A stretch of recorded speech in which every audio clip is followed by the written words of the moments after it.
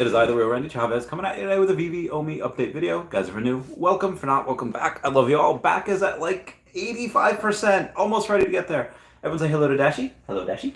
Commenting, liking, and subscribing is a free way to help support the channel. Non-free ways are Patreon, and smashing that super thanks button down below. Super chats as well. And Raythax.dth domain name is over there. And ask me about the Steve Cannon photo. One of them will be gone by the end of the week. Well, I have one. There's another one that'll be gone, and then there will be one left after that. It's only one of three. Anyway, we have quite a bit to go over today. Like, we probably have a good 30 to 40 minutes worth of just news that I have to get out. It was Labor Day yesterday, so I was an American, and I celebrated Labor Day, and I did not do any content, no video, no live stream yesterday. Took a day off, and you know what? It was nice. Anywho, there's a lot to go over today, so if you don't want to wait the 40 minutes for me to answer your comment, do a super chat. I'll answer it right away.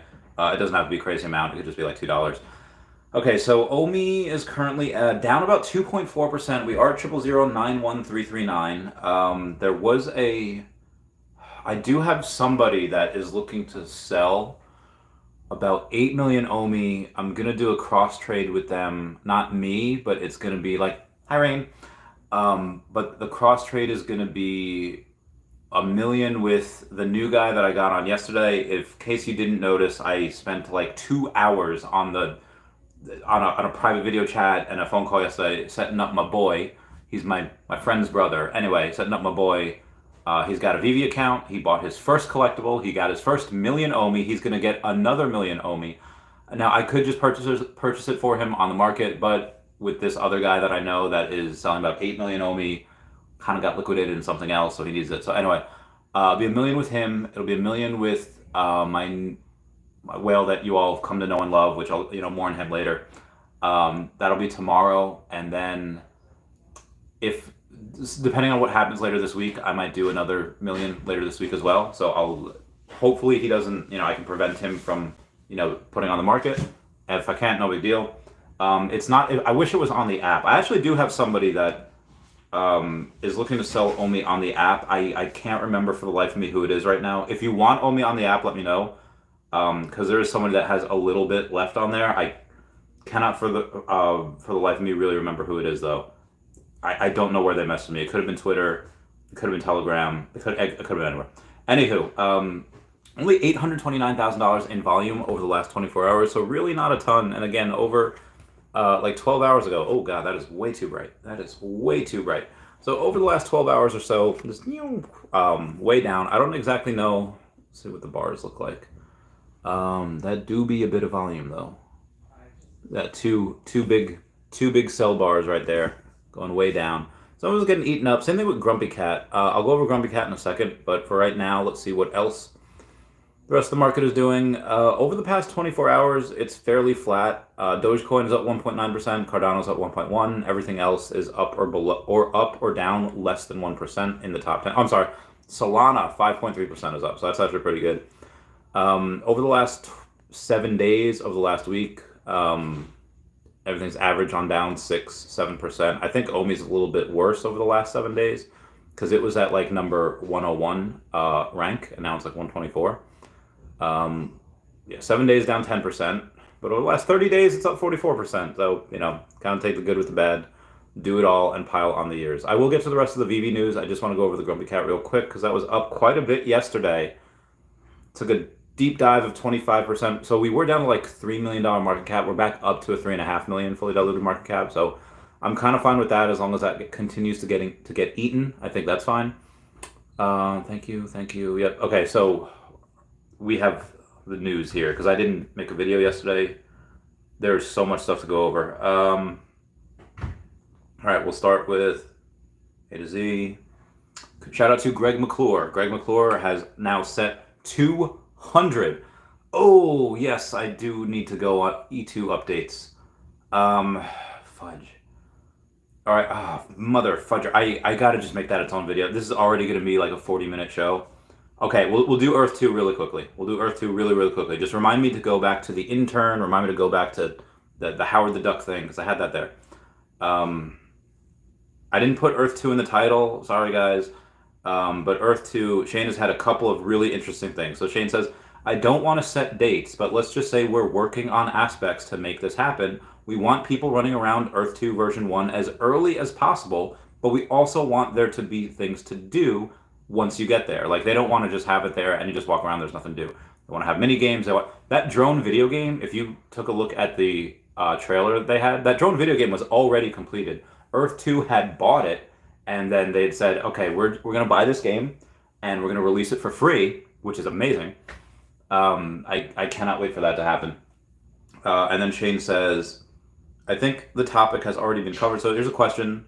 According to the white paper, the listing of Essence tokens could have occurred sooner than the third quarter of 2022, but obviously we're a year later than that. Contents of the white paper that will be released in the future, very different from the draft. Shane says, I think the topic has already been covered significantly to date. There are only so many times I can respond to the comment about things that have occurred in the past, but if you recall, the Earth 2 version 1 video was supposed to accompany a launch, but there are numerous factors, many of which the public are not aware of, that influence decisions. My plan is to develop Earth 2 into a long-term sustainable platform. If I did want to build a platform and just wanted a quick dollar, I would have thrown caution to the wind, ICO'd, launched the token, and retired. Sometimes you have to look at what people are doing, not what they are not doing, and yes, there will be some content of the white paper that differs from the draft. When this is, I don't know. Ari Realty says, it blows my mind how people aren't aware of this. It's why I've been with you from the start, Shane. I know you could have easily done this and pieced out. The fact that you haven't is why I have tons of respect for you. I really need Ari Realty on the podcast. So I know that's stuff with Earth 2. He did change his cover photo to have someone holding an E token as an E for Essence, the Essence coin that's going to be launching. The metaverse will come out first. That'll probably be like December. I would say late Q4, and then you're going to have the token afterwards. I would say within the next 6 months, you see both the token and the metaverse. Are we going to get the drone video game with that at first? Probably not. I just think we're going to have more things to do with rating, more things to do with that. But there's so much stuff. I can't wait. This is going to make such a big splash. The gameplay is going to be insane. The graphics are beautiful. And I just don't know how people are going to stay away from it. Link down below to the game. Link down below to my referral code. Link down below to Chaveztopia. Go grab some. All right, now back to the Veve stuff. Somebody said, what happened to Swoosh? This is from James Mora saying, they were meant to come back a couple weeks ago, and they haven't posted since. The project got boring real fast with no marketplace to trade in, same as Cryptoys. Well, Cryptoys, I know, is working on it. These companies need to focus on marketplaces because people lose interest fast. I don't really care about downloading picture files from my sneakers. Let's get trading. Agreed. Trading is, that's the lifeblood of this. And, you know, when Veve didn't have it, it was wild. You had transfers, you had people going and selling stuff over on eBay, and you had to trust people. Mostly, I think it was pretty good. I don't really know anyone that sticks out that like got scammed. I'm sure it happened, but again, it's just wild things. Anywho, put on Nickelodeon. Aw. What is Seinfeld playing Nickelodeon? Seinfeld playing on Nickelodeon. I don't understand that. There's a picture of me 7 years ago, and that's it. This is a really good picture of me. Okay, so we have the top 5 holders of the partner statue. Dr. Profit has 400 of those mother flappers. So he has over 9% of the supply. Then you have Edward Xavier B960 that has 34 partner statues. We have Mr. VR, which has 20 of them. Danny Boy LIAC has 16. And then you have Bunelos, which has 13. So these people, the top 5 people that hold partner statues, have 11.4% of the supply, not including the amount of people or the amount of accounts that have a partner statue that are locked up, as in they're suspected bot accounts, and we might not see those ever come back. Very, very curious. Oh my God.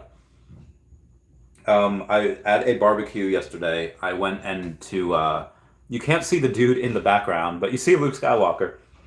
I told him kind of like my entire story the last 5 years, since getting out of the military with Pokemon, high-risk lending, Tesla, and then my friends are just like, yo, Chavez, are you autistic info dumping on this guy? I was like, you know what, maybe I totally was. I was like, okay, who do you like better, Superman or Luke Skywalker? He's like, Luke Skywalker. I was like, okay. So I took a picture with him. I showed him. He's like, that's crazy. He didn't say bananas, but in his mind, he was thinking this ish is bananas. B-A-N-A-N-A-S. So I went on and basically sold him on it. I don't know if he happened to go and download the app, but I did tell him to look up The Real Randy Chavez on YouTube. Moving on, we have... I don't need to do that. Okay, all right, we got a bunch of Rhys stuff over here.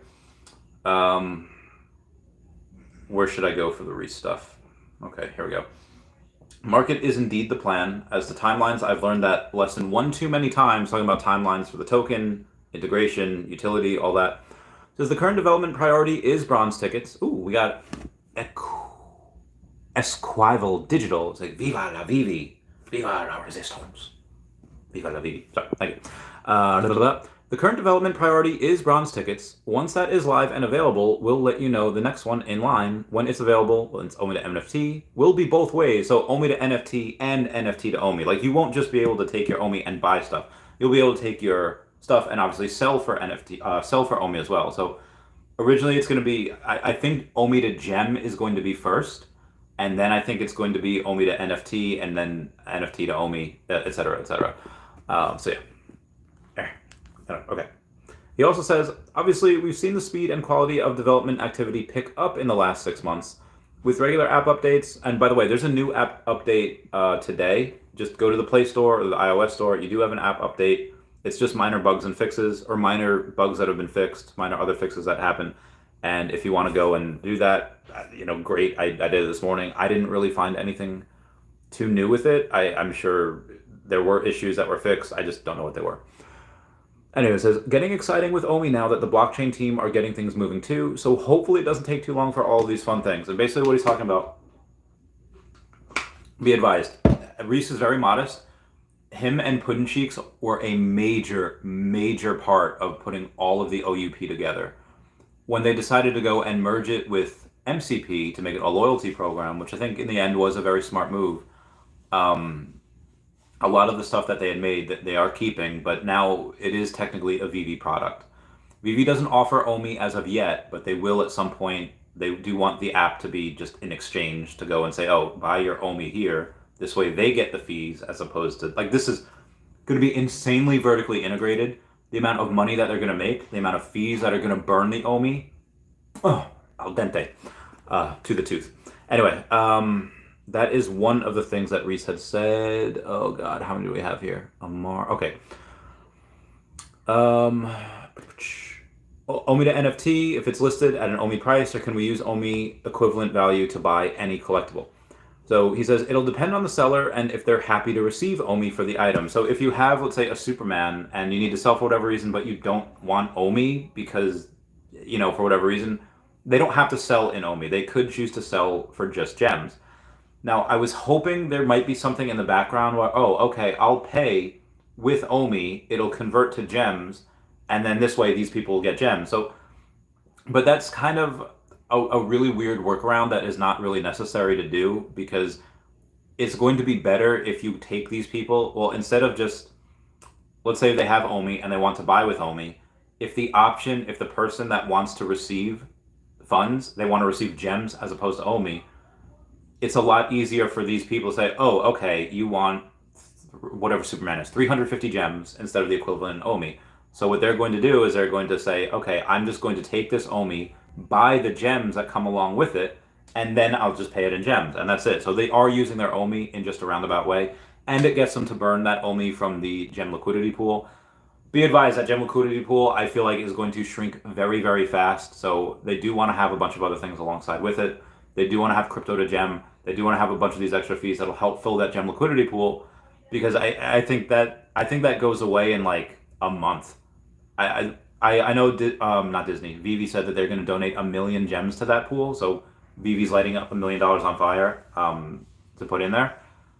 But I mean, if they're already grossing $3 to $4 million a month, it might even take a week. Like that gem liquidity pool might just take a week, with people having a bunch of OMI on there.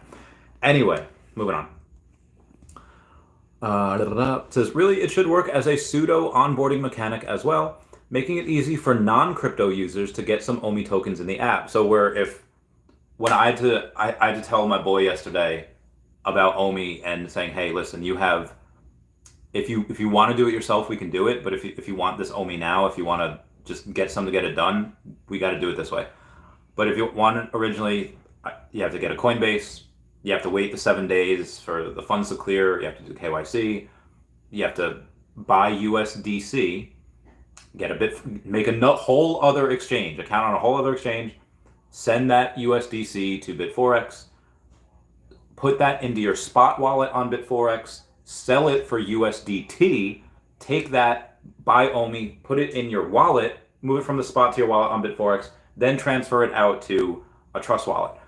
Wild. So my guy does have a, and yeah, you need a Google authorization. So you need 2FA with that. And my boy that got on yesterday, he's a Marine. They're not nearly as smart as the normal folk. Air Force is obviously so much better. So, the Marines take a little while to get their stuff on. I'm not actually hating on Marines. This is just banter between the branches. Anyone that serves will know that.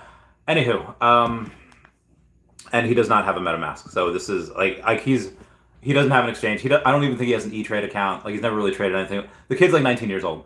Anywho, moving on here. Who is Sergeant?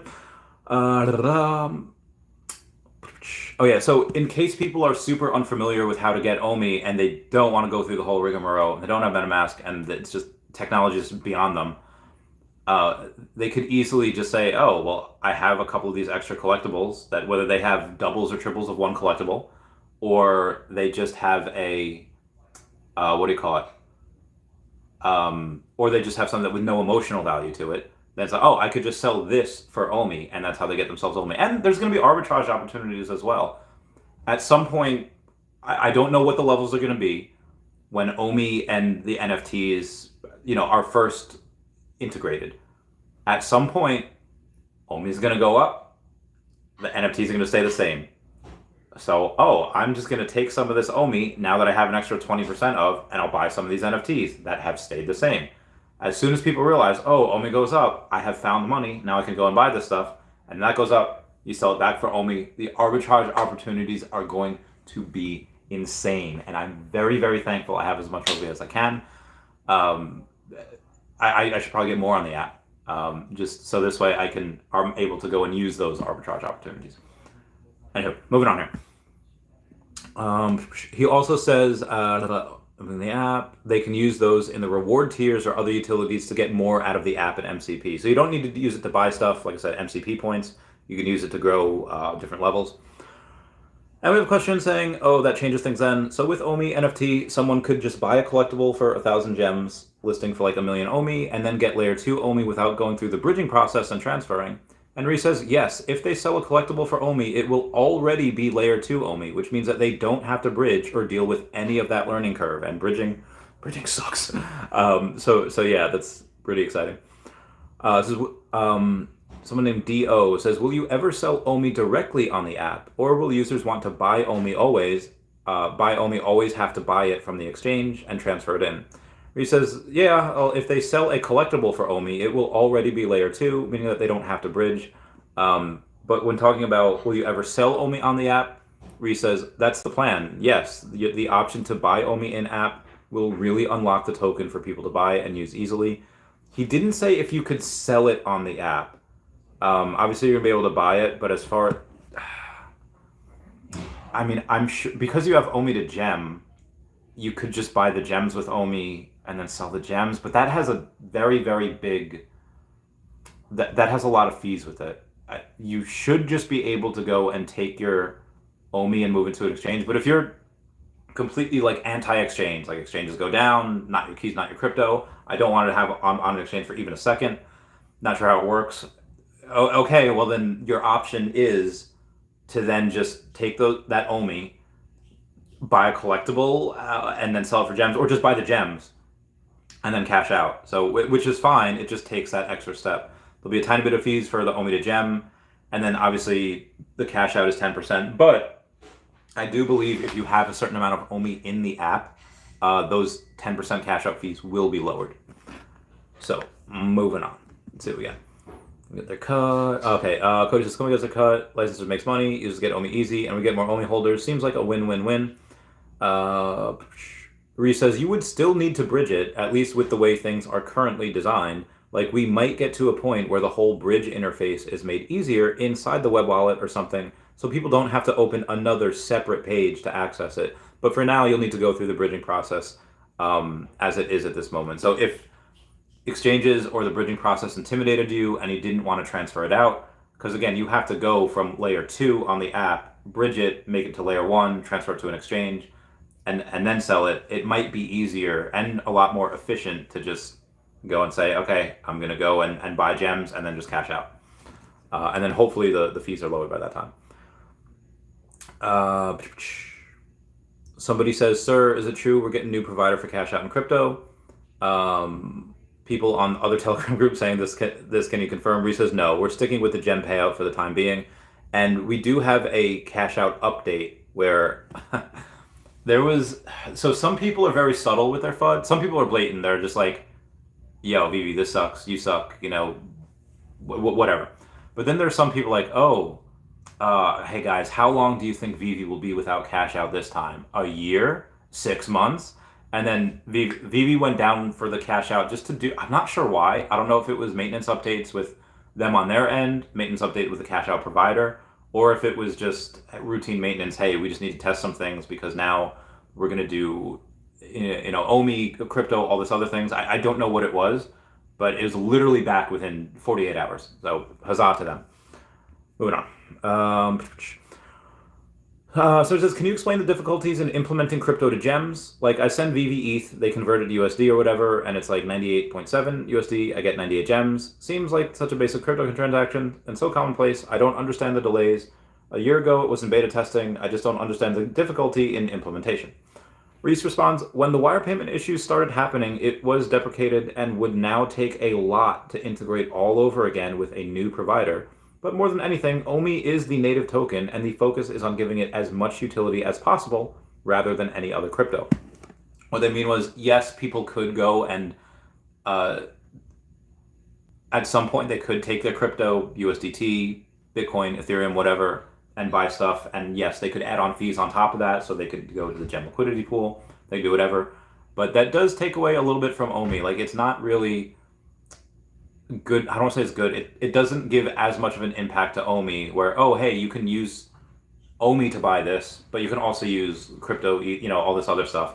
So the fact that they're kind of focusing it so that, not they're bottlenecking people, but you're heavily incentivized to use OMI, I think that's a much better, that is a much better way to go. Anywho, so this person responds, sure, but you must be able to accept ETH, like integrating a payer like McFarlane Toys. That's just done. And of course, I'm all for OMI utility, but I don't see OMI to NFT as happening in the next 2 years.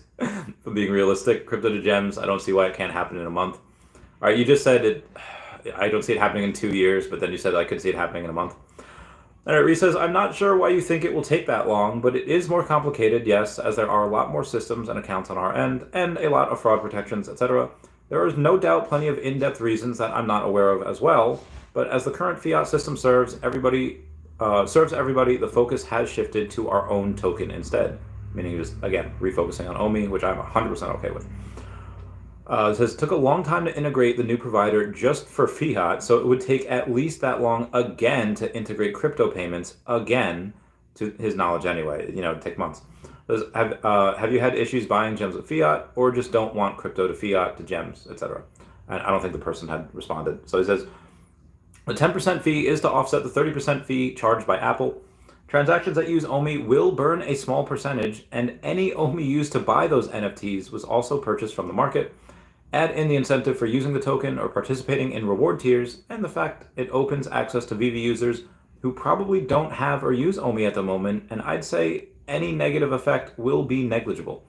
Of course, it will all take balancing, as it always does, but we have already seen an uptick in OMI deposits to web wallets, so until more utilities are live and all systems are running efficiently, there's no point in speculating on their effects. Fair point.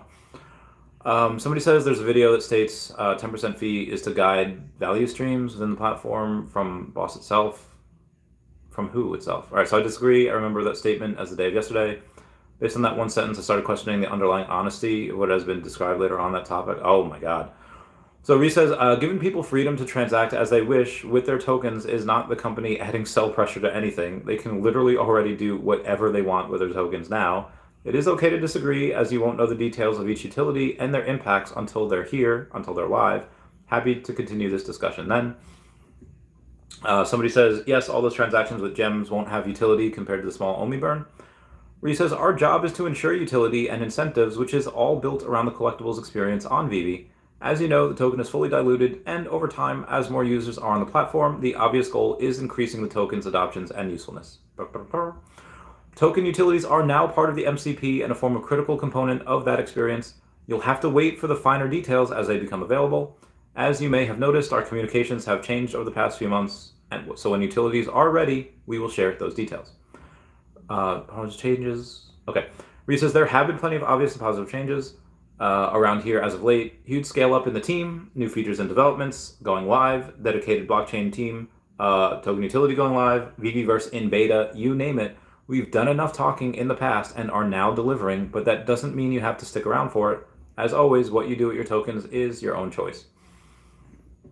Somebody said, James Allen says, since Mitch came on board, the change has been night and day. Really excited for the future. He also says, also Ecomi Rhys, not wanting to jump the gun, but what's the next on the list after bronze tickets? Gold tickets? Rhys says, agreed, Veve has always been on point with hires, and Mitch and Nestor have really reshaped the company and the way that it works. We're in the strongest position we've ever been on that front. It says there will also be a decision for Mitch and the dev team talking about what's going to come after bronze tickets. There's a few components within the bronze ticket themselves, like being rewarded for them for reward tiers, as an example. But as token utilities fall under the Veve product roadmap now, we'll have to wait for him to release details. That's next in line for development, which is fine. Then Armando says, thank you for getting back to me. This is what I assumed, but wanted to confirm. This may be jumping the gun, but does the team plan to purchase X amount of OMI to make available for in-app purchases, or will this be handled by a third party? He says it would be handled by a third party and would be market buying, delivering as orders are made. So it would just be spot, which is fine. I'm quite all right with that. Armando says, I remember you saying once that the reserve will never run out of OMI. I initially assumed that this had to do with depletion rates becoming asymptotic. I'm not sure that's the right word. Asymptotic with price action, but it would be if eventually all OMI in the app consumption came out of circulating supply. Is there a long-term vision to eventually have gem purchases strictly consumed from the circulating supply? And Rhys says, I completely agree. The plan is to allow users to buy OMI within the web app directly from not circulating supply. It needs the infrastructure and a third-party integration to make it happen and move the tokens from layer 1 to layer 2. But it would be similar to how you can purchase ETH or USDC in the Immutable X marketplace right now. So they do want to be able to do that, and it all will come from circulating supply. They just have to figure out technically how to do that. Again, in Mitch and Nestor we trust. Moving on. So offline. All right. Somebody says, hi, if you're saying store OMI offline, I don't think that is possible if we want to get OUP rewards. Yeah, you need to have it in Veve in order to get the rewards. Rhys says, correct. OMI in the web wallet will be fine as we maintain that security. Same with your collectibles. But this is just general advice for crypto and any OMI you may have stored on exchanges. It is best to practice to learn how to use a wallet and be able to control your own funds when necessary. Okay, that was it for Rhys. I'm sorry that took so long. We have more stuff to go over that I didn't even finish from yesterday. Scare the kids, investments, USDC. Mr. MC1 celebrating 5,000 on Veve, as in he has 5,000 comics and collectibles. Dude is a mad lad. Hashtag here to stay, hashtag collectors at heart. Absolutely bananas. More me, kids, rip Jimmy Buffett, and then rip to that dude who's the lead singer of Smash Mouth. Something I have this meme saved where it says, y'all remember when Aladdin found the Infinity Gauntlet before Thanos? I'm ready for when Aladdin comes on Veve. I don't know when that'll be. It'll probably be a couple weeks, but he is last in line in order to for that. We have Tinkerbell, we have all these other ones. Aladdin is the last one. I'm hoping it's not just Aladdin 3 different poses like Tinkerbell. I'm really hoping it's Aladdin, Jasmine, and Genie. We already have Jafar in the Disney Villains series. I have him. He's tiny. He's cute. And I wouldn't mind an actual badass version of him, but even the rug, the magic carpet, I think that's really cool. If anyone's ever played Disney Arena, you could actually use. So Jasmine has her tiger. I forget the tiger's name. So it's like a 2-for-1. Aladdin's kind of okay in that game. The rug, it just like chops everyone's at the ankles. The genie I haven't unlocked. But yeah, all of these characters would be a great addition to our collectibles. Already been talking for 30 minutes. Oh lordy. Okay, so there's minor fixes and improvements on today's update. Oh lordy. Squid Cat goes on and posts, and shout out Squid Cat for getting me some stuff so I can make tea with it. No, this is not hallucinogenic. It is just stuff that you can brew tea with, and apparently it's really good for you. So I'm super excited. Anyway, Squid Cat goes on and says, Gold Dragon Collectors Club holds the Meta Brew Society member certificate, which is exclusive access to lots of beer and in real life events. Shout out to our European Dragon holders. We're giving 2 passes to Meta Brew Society Beer Fest, October 6th through 8th, September Fest in Nyla, Germany. DM him. There's a lot of reason to go and get a Golden Dragon and list it for 88,000 gems. One, because you get a little bit of OMI, a couple thousand OMI every month to your Veve account. So yeah, I've had it for several months. That's awesome. Update. Oh, the passes are going to Legacy of Bermuda. Oh, shout out Legacy of Bermuda. Gold Dragon Club delivers again. So, oh man, that's amazing. He gets to go there. I hope he makes a video about that. Thank you for your patience during the downtime. Payout is now available via the web app. Huzzah for that. Dude, Clever Jerk has 1, 2, 3, 4, 5, 6, 7 secret rare Ahsoka Tano lightsabers.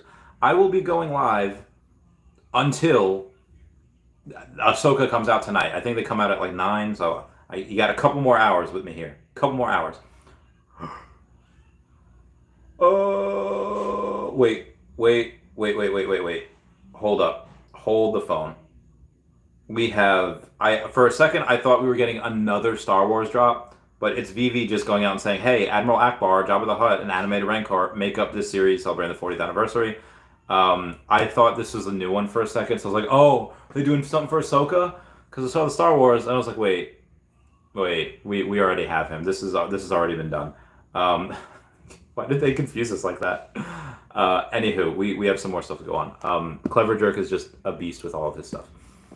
Where was I? Okay, so my most recent whale has gotten a number 55 Scar, a number 81 Simba, a number 81 Rafiki, a number 74 Secret Rare Pencil. He has a number 79 Secret Rare Tinkerbell, a number 76 Rare Tinkerbell, and a number 63 Tinkerbell Ultra Rare Trapped in Lantern, and he bought a number 68 Miss Minutes. Dude, that Miss Minutes one is fire. The sub 100s on Miss Minutes, people are going super hard on them. Normally, for a secret rare of a character that, only has like 1,600 minutes, 1,300 minutes, like this does not make sense at all, and I'm not sure why. I'll tell you guys exactly what I'm thinking here.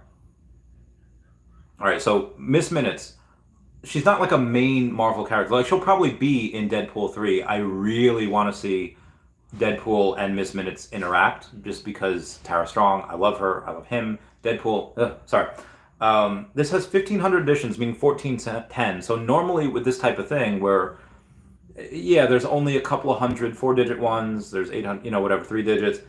The 2-digit ones shouldn't be crazy on these. And especially because she's not really that well known a character. Unless you've seen the Loki series, you just you just don't know. I guess maybe because she's voiced by Tara Strong. But this is for a secret rare, I would say maybe 2.5x the price of the floor, which would be, say, 74 plus 18. So I would say like 90 something. But it's like 3.5, almost 4x the floor, where the cheapest sub 100 is 125 gems.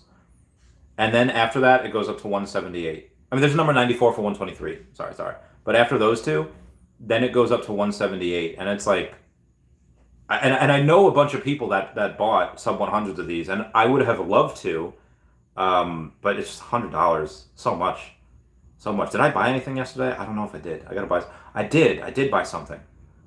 Oh, I bought a sub 100 something. I don't know what it was. Um, Maybe it wasn't a sub 100. Maybe it was. I'll keep you all posted. Anywho, we have more stuff going on here. David Yu has been invited as a speaker to a Blackbird conference. Blackbird saying we're 2 weeks out from the most epic sunrise event we've ever hosted, so it's time to pull the curtain back on every single one of our speakers. Tickets are selling fast, so jump onto them soon to avoid disappointment. This is David Yu, the founder of Veve. I imagine he may or may not talk about the OMI token.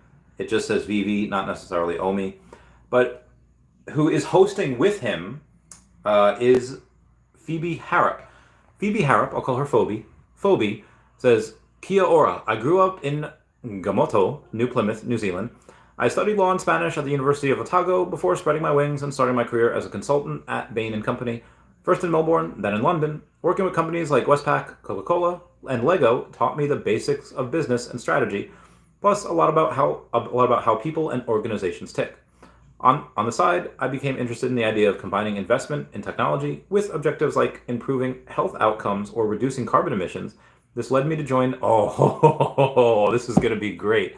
So somebody that's super into the environment, guarantee you one of the collectibles. Like, David, I know you're passionate about collectibles, and I know you're passionate about, charity. You went and raised $750,000 for victims of Ukraine. But why are you in a business that is bad for the environment? We've seen people replete with articles saying that NFTs are bad. Why would you do that? And David will come back with a zinger. Well, actually, Phoebe, we are 100% carbon neutral on Immutable X, and anything that we may or may not do that could be negative, we always buy carbon credits for this to offset that. And she's gonna be like, "Oh, I didn't know that," and I cannot wait for that. That's gonna be amazing. Anyway, she says this led me to join Generation, which is a sustainability focused growth equity fund founded and chaired by Al Gore, Mr. Green. After 3 years in the investment team there, working between London and San Francisco with companies like Asana, Toast is the company, that's great, Gusto, M. Copa, Nature's Find, and Remitly, I don't know if I'm pronouncing that right, I landed my dream job back home in Blackbird's Aotearoa team, based in Tamaki, Makaru, Auckland. I invest in the most ambitious Kiwi founders like Sam from Excellent, Elliot from Throughline, and Jamie and David from Cariptron, right from the very beginning. And he is going to be speaking on Thursday. Is it Thursday? Hold on. 1 second here. When is this? I think I put it in my calendar too. Did not put it in my calendar. That is my bad. But he will be speaking on this, 20 September at 2:40 p.m. Eastern Standard Time. So he's not speaking for a very long time. He's speaking from 2:40 to 3:20 p.m. their time. I don't know what that means for us over here in New York on Eastern Standard Time. I think New Zealand's way, way far. I think they're the first place in the world like to see the sun come up. So I would say they might be, like 15 hours away. So I mean, it'll be like the day before. It'll actually be 19 September for us over here. And he's only speaking for 40 minutes. I'm going to see if somehow someone can live stream that, if anyone's going. Anyway, Gwintron saying, all right, spent $10,500 to buy 10 million OMI, got 7.5 million converted, and 3K ETH pending. 3 to 5 business days, transaction hold, then converting to OMI. I'm now a collector homie, investor homie, and OMI homie. And he tags Mitch and he tags Ecomi on that. So shout out to Gwyn for doing that. Okay, good. This is most of what I wanted to go over. There's a couple of other things that, Pink Panther, I guess. Yeah, I'll do Pink Panther really quickly. Pink Panther has been an amazing series with like half a dozen movies from 1963 to 1983. They did revive it with Steve Martin. This was originally Tom Selleck or Peter Sellers. Oh my God, who's I forget the name of the guy. But I used to thoroughly enjoy these movies. Pink Panther film series. Look at the cast. It was Peter Sellers. Peter Sellers. So, um, I assume this had made hundreds of millions over the years. I think even the crappy one with Steve Martin had made like well over 100 million. And I don't think this was at a time when I don't think anyone really expected it to work. But it's that famous. I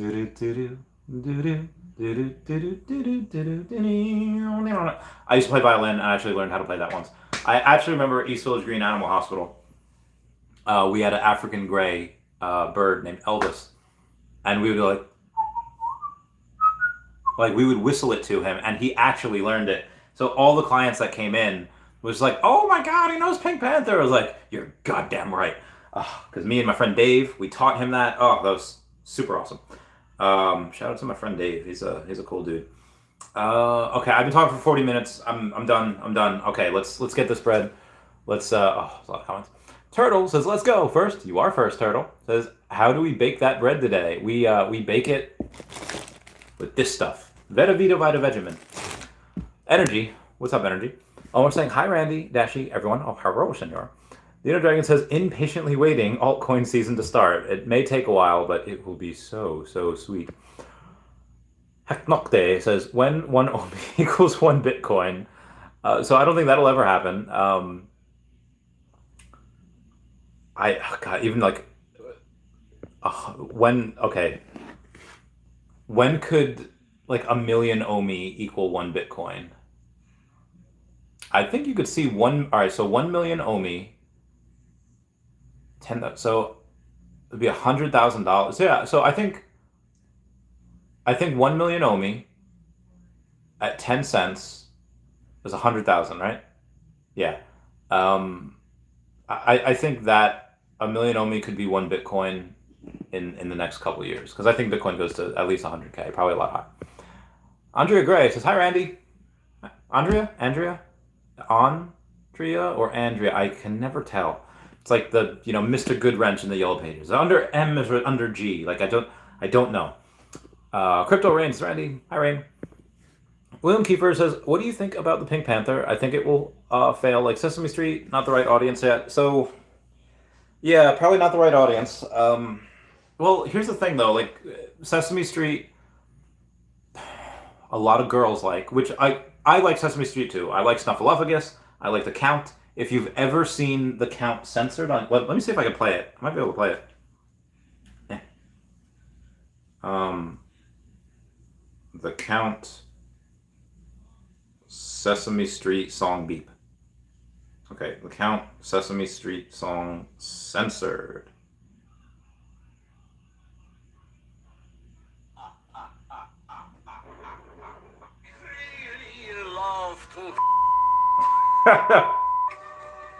See. Sometimes I sit and all day. So before obviously fair use act, that's fine. I can play that. I love The Count. I love Snuffleupagus. I love Big Bird. Did you know that Big Bird was supposed to be on the Challenger? The Challenger, that spacecraft. The only reason Big Bird was not on there was because the costume couldn't fit in the door. But when the Challenger exploded, the writers were asked about that like years later, like what would you have done like if Big Bird was there? And it's like well, we have to trust kids, and we have to they all experience death at some point, and you have to go and you say, listen, we're not going to lie to these kids. The kids would have clearly seen Big Bird go on the Challenger. And if it exploded, like we can't just say, oh, he flew. No, like you have to be honest with them. And they would have said that they would have had Big Bird die. Big Bird would not have been. He would have been written off the show. He would not be on the show anymore. I was like, whoa, that like I went over this when I went over the Cookie Monster stuff. The first Cookie Monster is nightmare fuel. Like you take a look at that, and it is like Jesus, man. It's like Halloween costumes in like the 1900s. Wild. But at the end of the day, they are for kids. At the end of the day, Sesame Street does have, yes, it's a very rich history, and they're always very forward and progressive, and we just many of us, most people probably watched Sesame Street at one point when they were younger.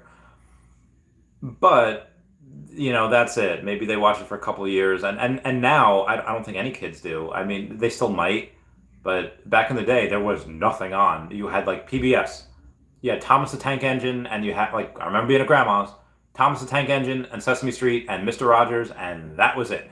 After that, you're watching Bob Barker and you're watching Days of Our Lives. You're watching Port Charles because that's all Grandma wanted to watch, which is fine. But um, like when you're a kid, you have very few options of what to watch. Then as people got cable, oh, Jimmy Neutron, Fairly Odd Parents, Pokemon, so I feel like they've kind of lost quite a bit of nostalgia. And on top of that, how many newer kids are watching Sesame Street? I don't know. I'd say Almo's still a big thing, and people make adult stuff like the Count. But Pink Panther was originally for adults, and it still is. Kids can watch it. I don't think there's anything raunch like nobody dies. I don't think spoilers. I think you have just a more adult, mature audience from Pink Panther. I don't know if there's any drug reference. I mean, it was the '60s. It's probably playing Mr. Tambourine Man in there at some point. But it's funny and yeah, it's strange. I don't know, and it says 3 collectibles as well. So even though Cookie Monster and Oscar the Grouch didn't do so hot, at least I mean it still made money. Let me not say that. All right, let me type in Oscar. Oh well, yeah, he did not make a lot of money at all. Let's see what he did. He out of the 4,354. Okay, 4,354 minus the 3,735 that's left, and these were how many of these? 50? No, $60. Okay, it's only $37,000, so really not what you'd want to see for that. And then I think Cookie Monster did do a little bit better. How do you spell cookie? Okay, cookie. There we go. Yeah, not a lot of these sold as well. There had to be same thing. Oh, so these actually did a lot better. 5,465 minus the 3,518. Okay, times 60. So this actually made over 100,000. So that's fine. And this had the higher mint. I mean, this is the first time you're ever seeing this on the blockchain, and the animation is really cool. So yeah, I would consider the Cookie Monster a success. Like anything that grosses $100,000, I think is as a success. Now the Oscar the Grouch one, where you had much less mints, you had 1,100 less mints for Oscar the Grouch, and it only made like a third of what this made. I still I don't know how much they spent on making Oscar the Grouch, how much they spent on whatever, but yeah, I would consider it 50-50. Cookie Monster made 100K, I think that did well. Oscar the Grouch, not so well. But for Pink Panther, yeah, I don't like that they're having 3 of these. Like, when they originally said, hey, Peter Pan series, Tinkerbell from Peter Pan series, I'm thinking, okay, we get Peter Pan, we get maybe the crocodile with the clock, or Wendy, or like one of the other kids, or one of the Lost Boys, like Rufio. And Tinkerbell was obviously a given. But 3 poses of Tinkerbell. Now, obviously, what I think David and company had done for this is saying, hey, listen, we'll get you the Peter Pan stuff. Like, you want that, you want Rufio. We already have Hook in the Disney villains, which is fine. I have him, he's great, I love him, he's cute.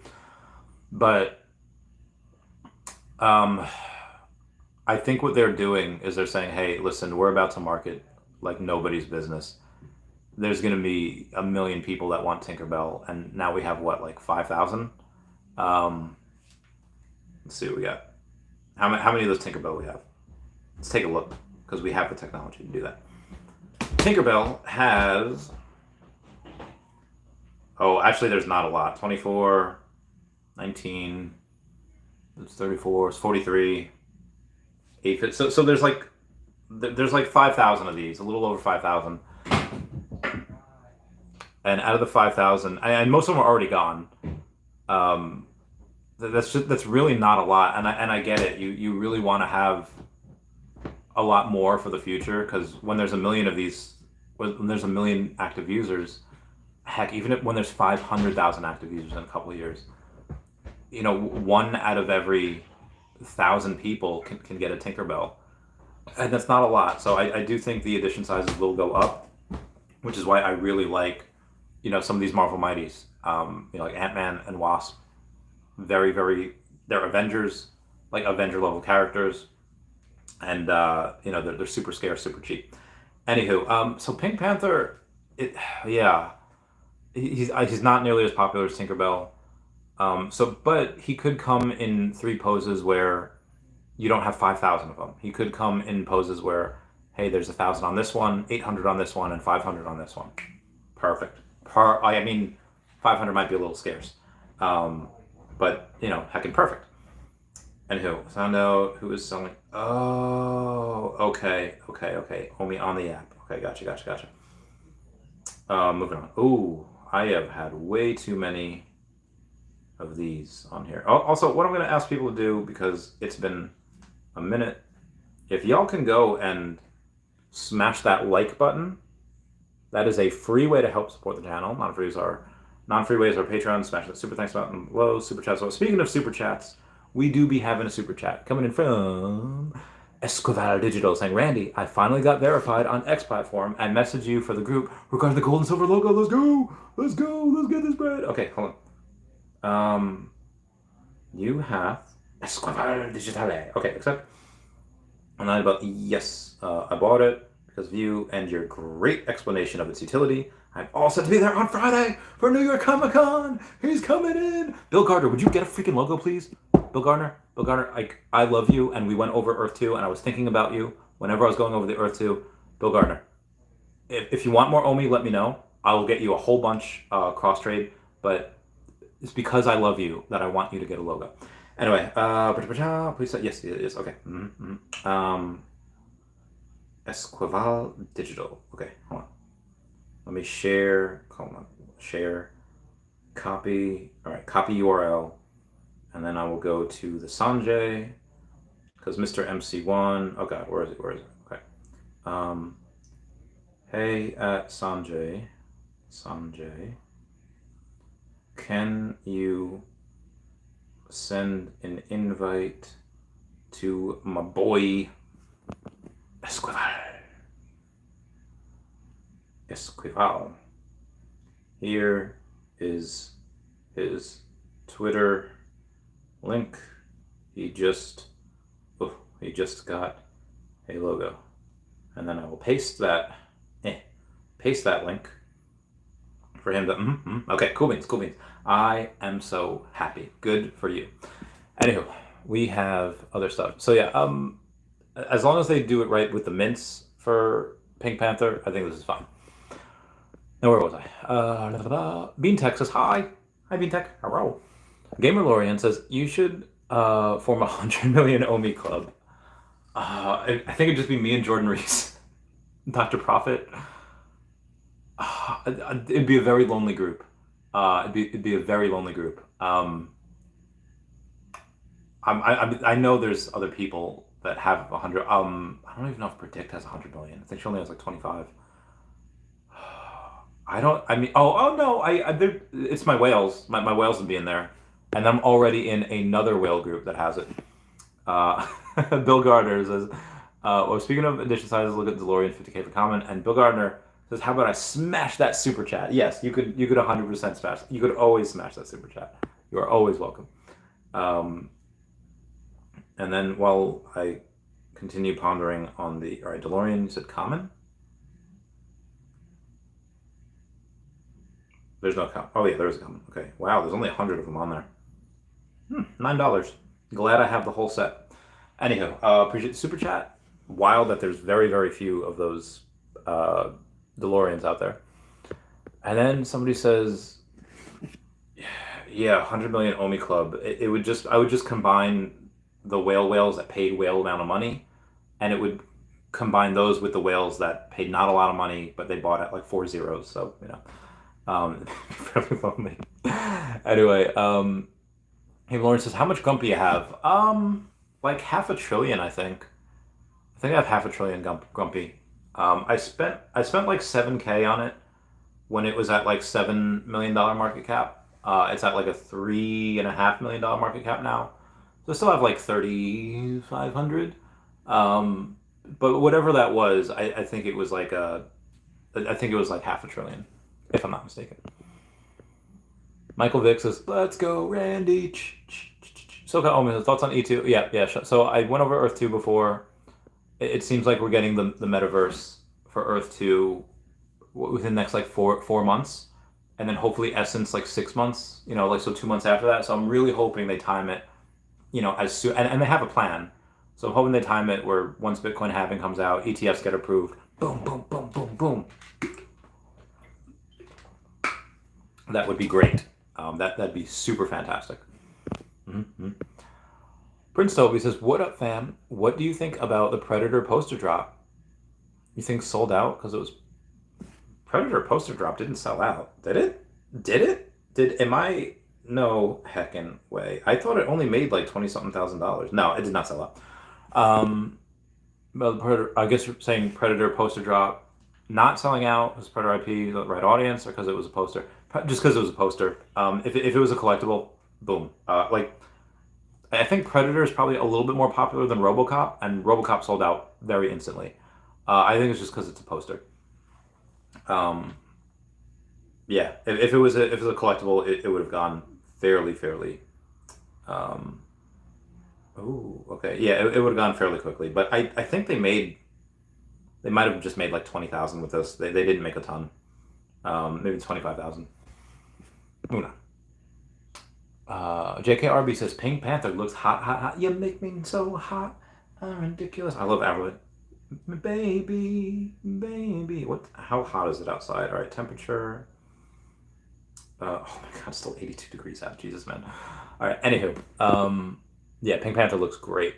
Jordan Rhys says, "Randy, what's up, Jordan? I was just talking about you. All good things. Ooh, my body." Jordan Rhys says, "I'm definitely excited for Pink Panther." Same. SoCal Omi Homie says, "Me too. Love the Henry Mancini music. Oh, I can't believe it comes with that. I'm so excited. Gonna be great." Energy. What up, Energy? Let's go. Jordan Rhys says, "Fam and I watched it on repeat like 3 or 4 times. It's amazing." Jordan Rhys says, "Smash that like button, boys and girls. Smash it. Get me to 50 likes. Get me to 50 likes." Esquivel Digital, thank you for the super chat saying Viva la Vivi. I love you. Jordan Rhys says, "Anyone know the threshold points for Master Collector? I'm at just under 800 points a day now."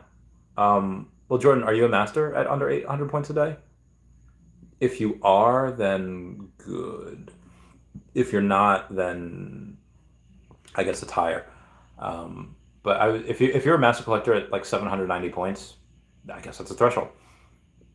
99 Cryptos, what's up, Randy? What's up, 99 Cryptos? How's it going, fam? Always appreciate you stopping by.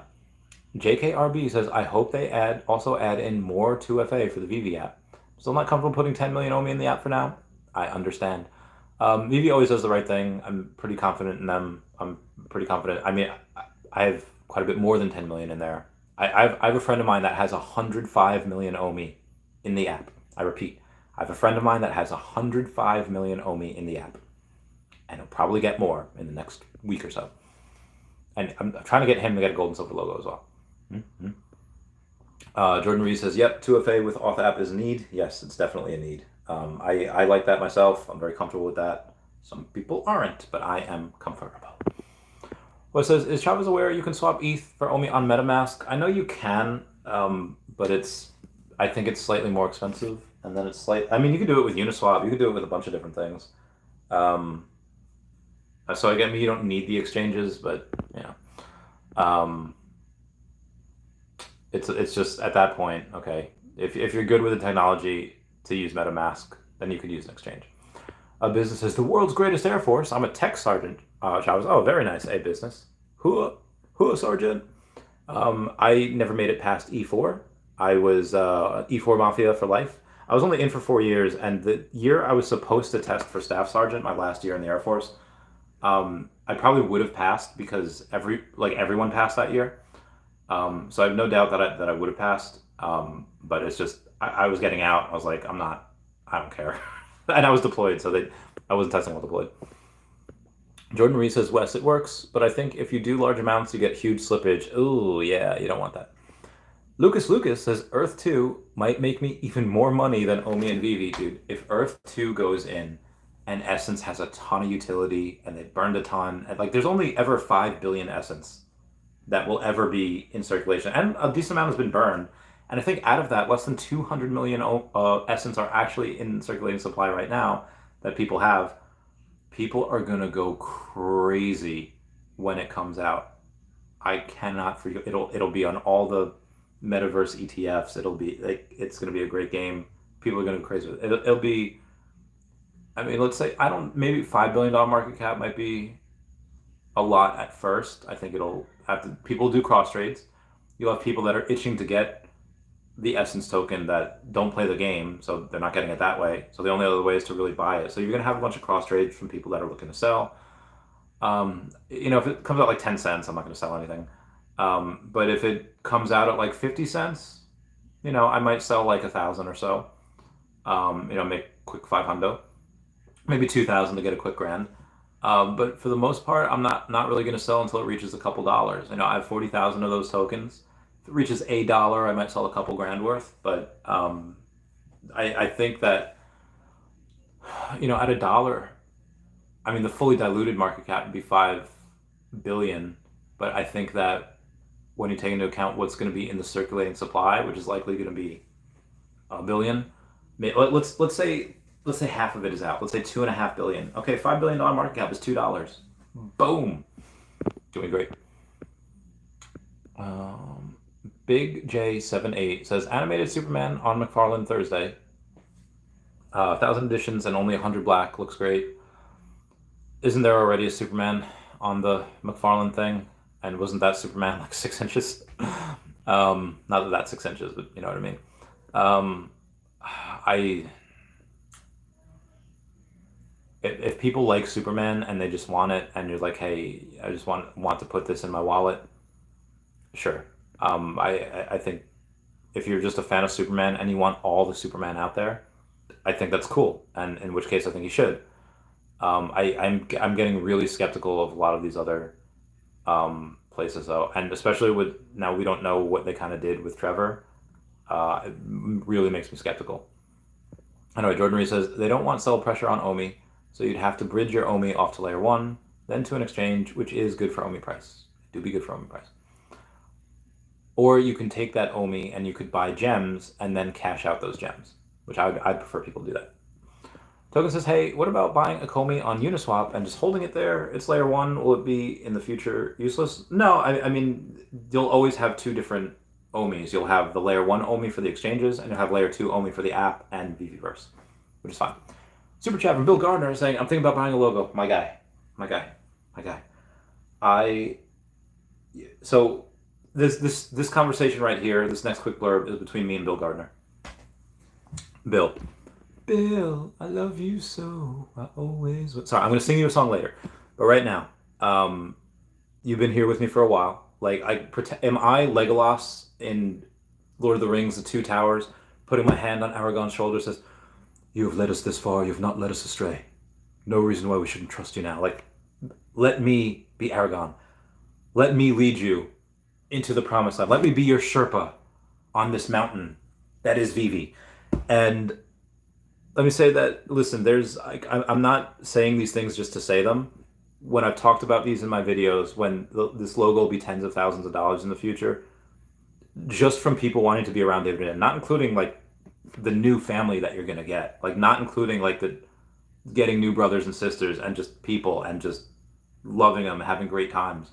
Maybe it's a little bit of the old Lucy and me talking that these people are amazing. And then just the networking on top of that, like individually, selfishly, that networking that you can do with that gold and silver logo is worth tens of thousands by itself, not including the actual amount that it's going to go to.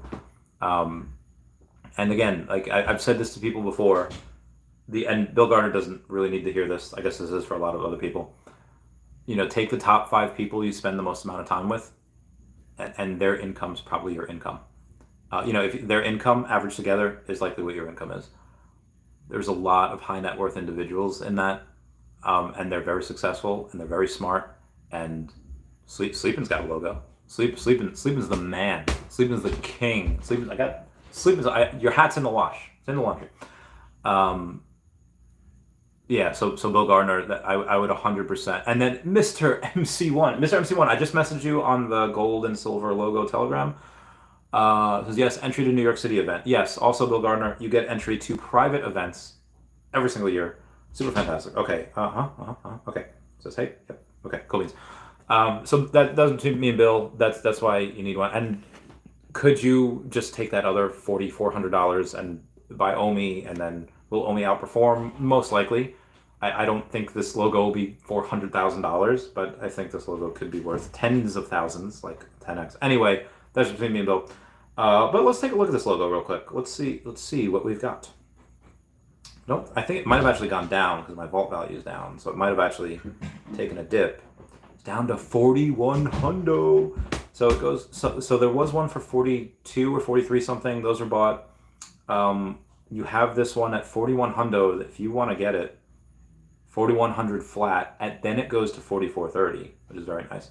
Now, be advised, I do think that these are the only two that could actually sell. Maybe 5,000 sells if someone has FOMO, but I just right now with $5,700, you could do a lot with that. So I know there's a ton on here. I just don't really think that people currently right now, unless OMI goes up in a major way and people have found money, that they're really going to go and spend $5,700 on a logo. 4,000, 4,400, I get it. It's a mortgage payment, and I get it. You have the, yeah, it's a mortgage payment, but it's doable. Now, when you're increasing by thousands each one, that gets a lot. That gets to be a lot of money. Oh God, hold on. You have messaged me, Sanjay, saying, have sent your guy the link, Randy. Please check the logo and send it to that guy. Okay. You said you sent it. Okay, I think he's in the chat, Mr. MC1. Sanjay said he sent it, I think. I don't know. I'm in between a couple different chats here. Oh, Bill Gardner, I don't think the 42 is gettable. I don't know who has it. I remember being listed for like $5,000. Like, I need it. But then I didn't get it. So, it's okay. Hold on.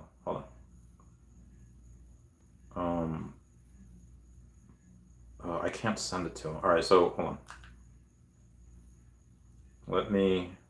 Yeah, I know this do be private though. It won't let me copy the link. Or will it? Oh. Oh shoot. Okay. All right. I think I got it. No, I'm not fast enough. Okay. Oh shoot. Yeah, I'm really not fast enough. Nope. It won't let me be fast enough, senor. Oh, Beerman's got the 42. Yeah, and Adroldero has the 43. So yeah, a lot of the sub 50s are really, really locked up. I don't know. I think the number 40 something had to be 44. Let's see. Let me do the sub 100s here. Edition low to high. Being real with you, yeah, number 47, 49 are very high. AQKSA really wants to sell. They really want to sell. Because AQKSA have been selling like hundreds of NFTs every week. So I imagine he'll be selling this one at some point as well. You have 89. You have the number 89 listed for 6,800. 88 listed for 8,800. I will also tell you, at some point, the mint numbers won't really matter, because just to get one in general is going to be super special and super high. One, it's a flex, and the chance to continuously flex. Oh, hey, picture with David and Dan, CEO and COO of this multi-billion-dollar company. how'd you get a picture with them? Oh, we talk a couple times a year. We're friends. Like that. Every loser with $1 million is gonna go and pay $40,000 for this logo just to do that.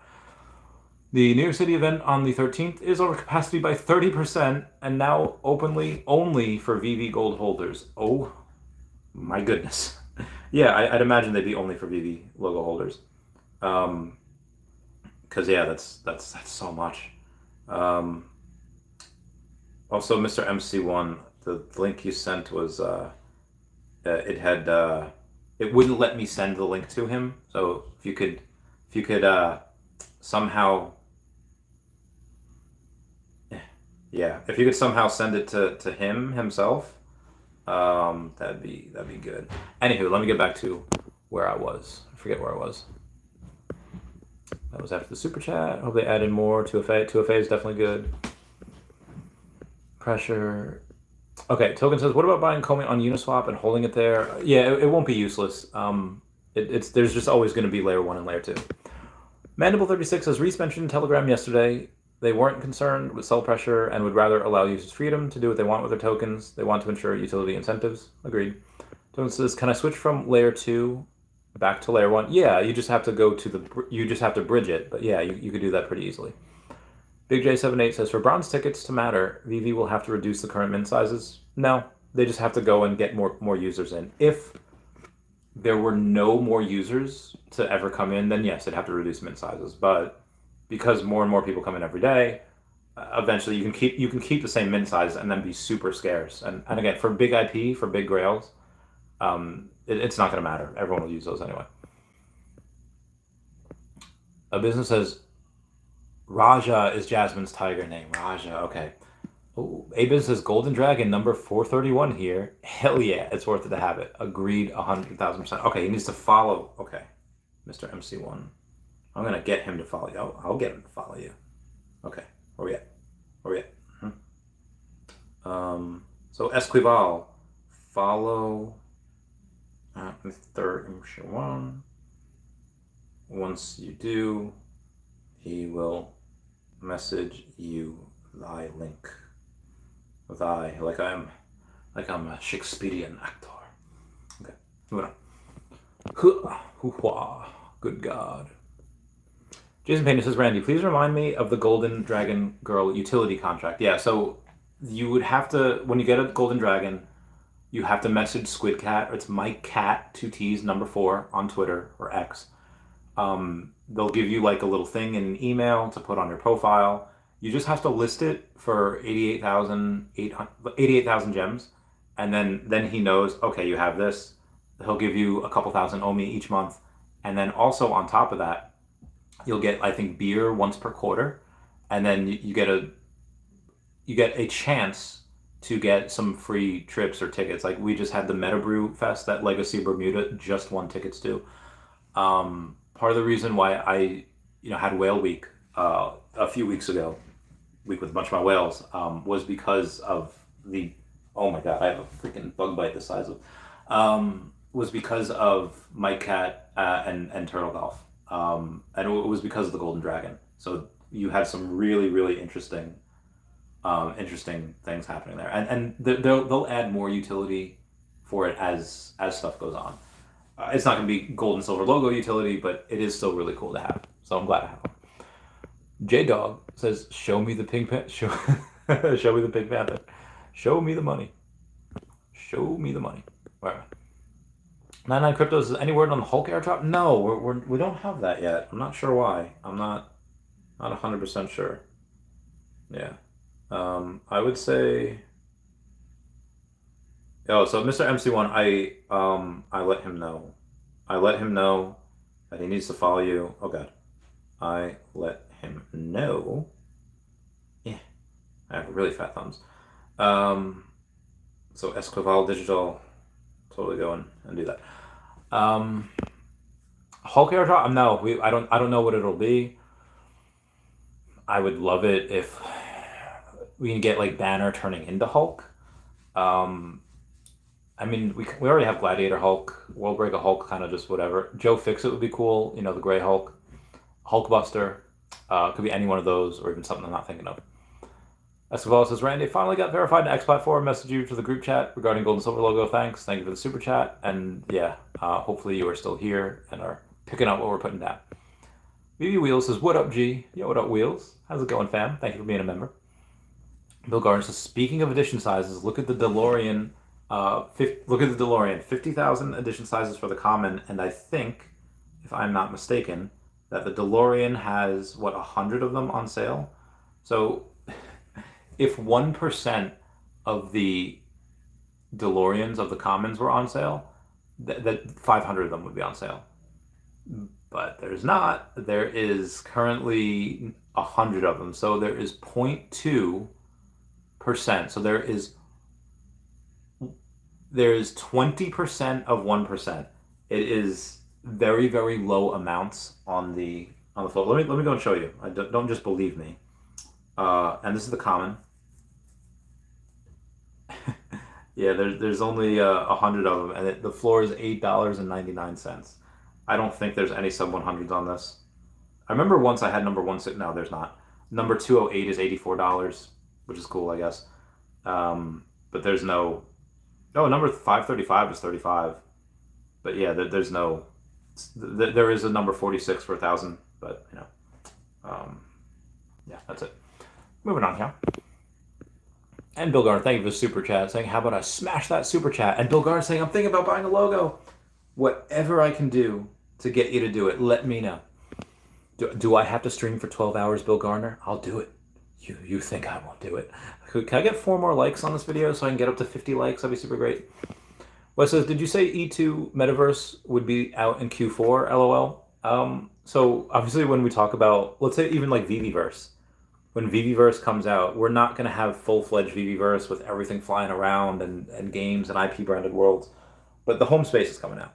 So for Earth 2, am I going to expect a warring world with the drone video game? Am I going to expect to be able to build a whole bunch of things and everything at the yin-yang all at once? No.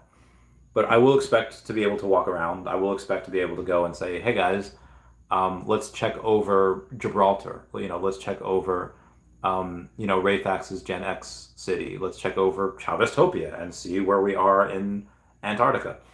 Apparently you can go to Antarctica as like a tourist now. I didn't know you could do that.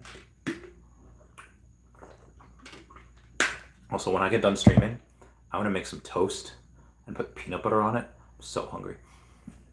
But yeah, so that's why I think the E2 Metaverse comes out with just that. Now, they are both Earth 2 and Veve are doing the Ready Player Me avatars. So I'm really excited for that. I can't wait to see how people make the same ones or different ones, etc.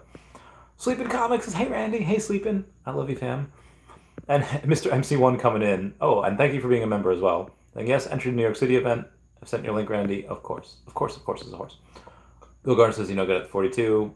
Aldadero says, Beer Man's got the 42. He's got the 43.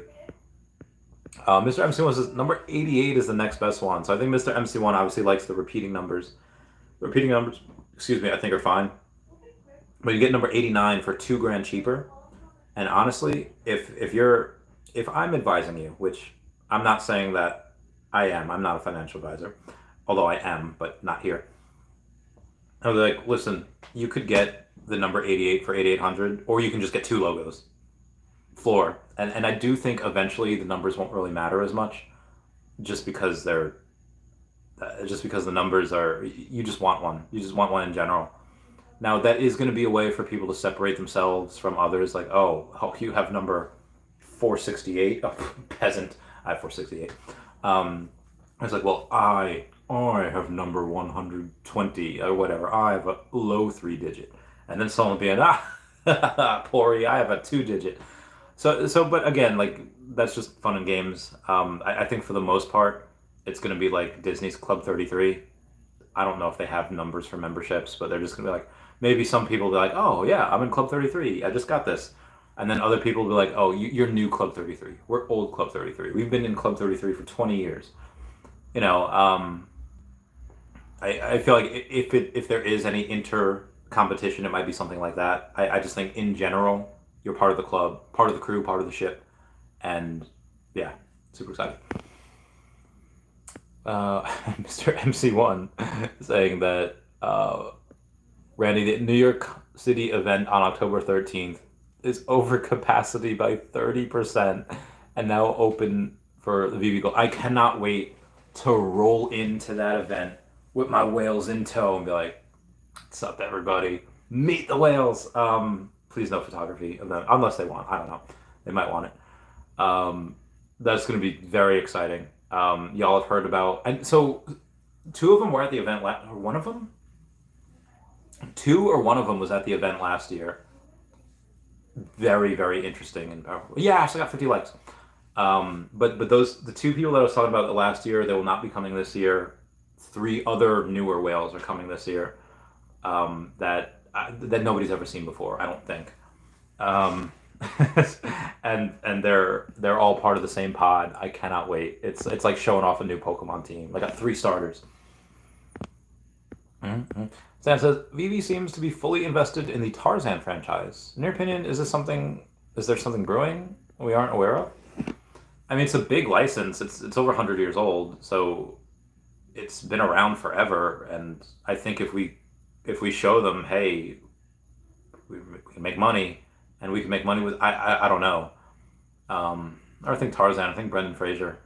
I mean, yeah, people think because he acted as him in one movie. I don't know. I mean they're a great brand, and David was really excited to get them. So David being really excited to get Tarzan is, I mean, he's excited about everything though. So he's like, oh yeah, we can get these.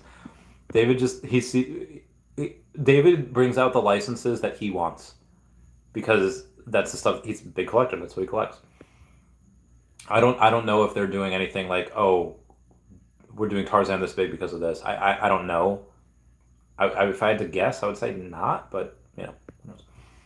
Logar saying, one thing I like about Tarzan is they're doing a whole set in order. Yes, that they did that for Captain America, the death of Captain America, and they did that. I wish they would do that for Secret Wars.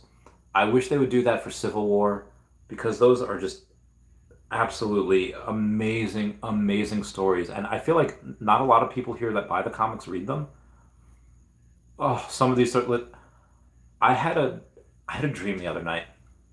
And you just reminded me, like, core memory from the other night, where you know how like in high school people learn Shakespeare, and Shakespeare never really intended to have his plays be studied by high school children. They were meant to be experienced. They were meant to be felt. They're meant to be live. And I feel like, oh God, like I get it. One of the greatest romance tragedies ever written. There's so many other romance tragedies based off of that, or at least got some inkling of that. I get it. I really do. I love romance. I love being sappy. And the fact that most of it is written in iambic pentameter is exceedingly difficult and exceedingly impressive. And yes, always got a place, but how many people actually like those plays? How many people yeah, sure, Leonardo DiCaprio movie, sure. Maybe some parents, some overly bearing parents, I'd be like, yeah, you know what? This is what happens when kids don't listen to their parents. They die. Spoilers. But for the most part, I think it's kind of boring. I think my dream the other night was that kids were not learning about Shakespeare, and they were learning about comic books. They were learning about these most recent Greek gods. Like, this is our Greek mythology. It's freaking beautiful. And I woke up and I was like, yes, this is what humanity is going to be like. Learning about comic books, learning about these amazing stories. Like, back in the day, there was only so many words to the English language, and now there's quite a lot more. There's a lot more ways to express oneself, and you do it through art. You don't just do it through words. You do it. It's oh my God. I'm sorry. Getting crazy over here. 99 cryptos. Who do I need to message for the Golden Dragon Club? 99 cryptos. You are going to go to Squidcat over on Twitter. It's Mike Cat 2 T's, the numeral 4 over on the X. And you see that over there? 402 messages from 94 chats. I swear I'm not ignoring people. Anyway,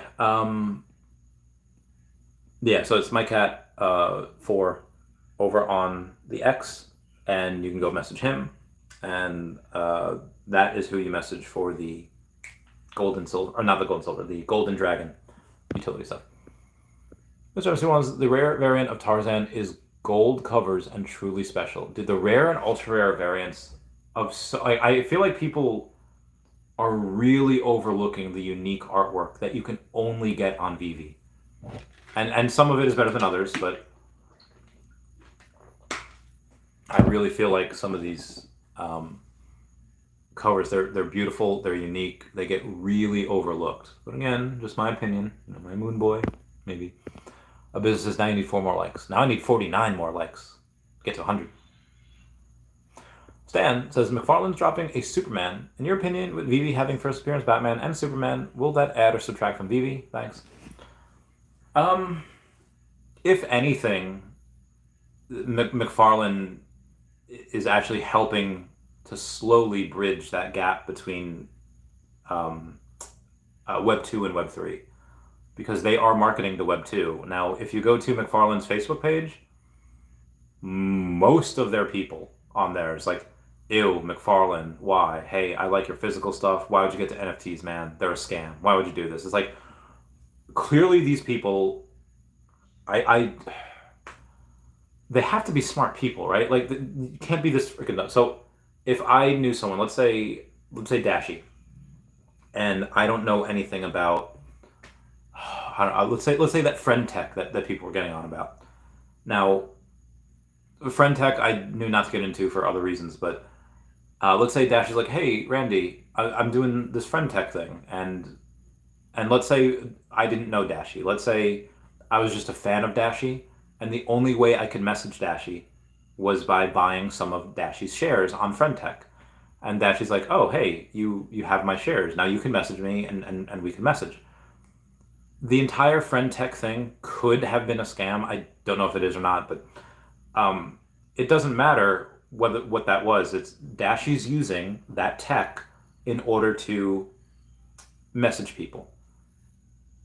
So it's like the whole thing could be whatever, but if somebody else is using it in a positive way, I don't see why anything's bad. Like, obviously NFTs in general are just a technology, and people can use them as good or bad things to scam or to build communities. Obviously you have, in the same way that, I forget who said it, a lie will get halfway around the world before the truth has a chance to put its pants on. When you have a new technology and you can make money with it, bad people are coming in. Bad people, scammers, are coming in. Now, while they're doing that, good people are building communities. Good people are building things. And then eventually people say, okay, here's how you identify scams. Here's how you go, and if they're not doxxed, if they're not whatever.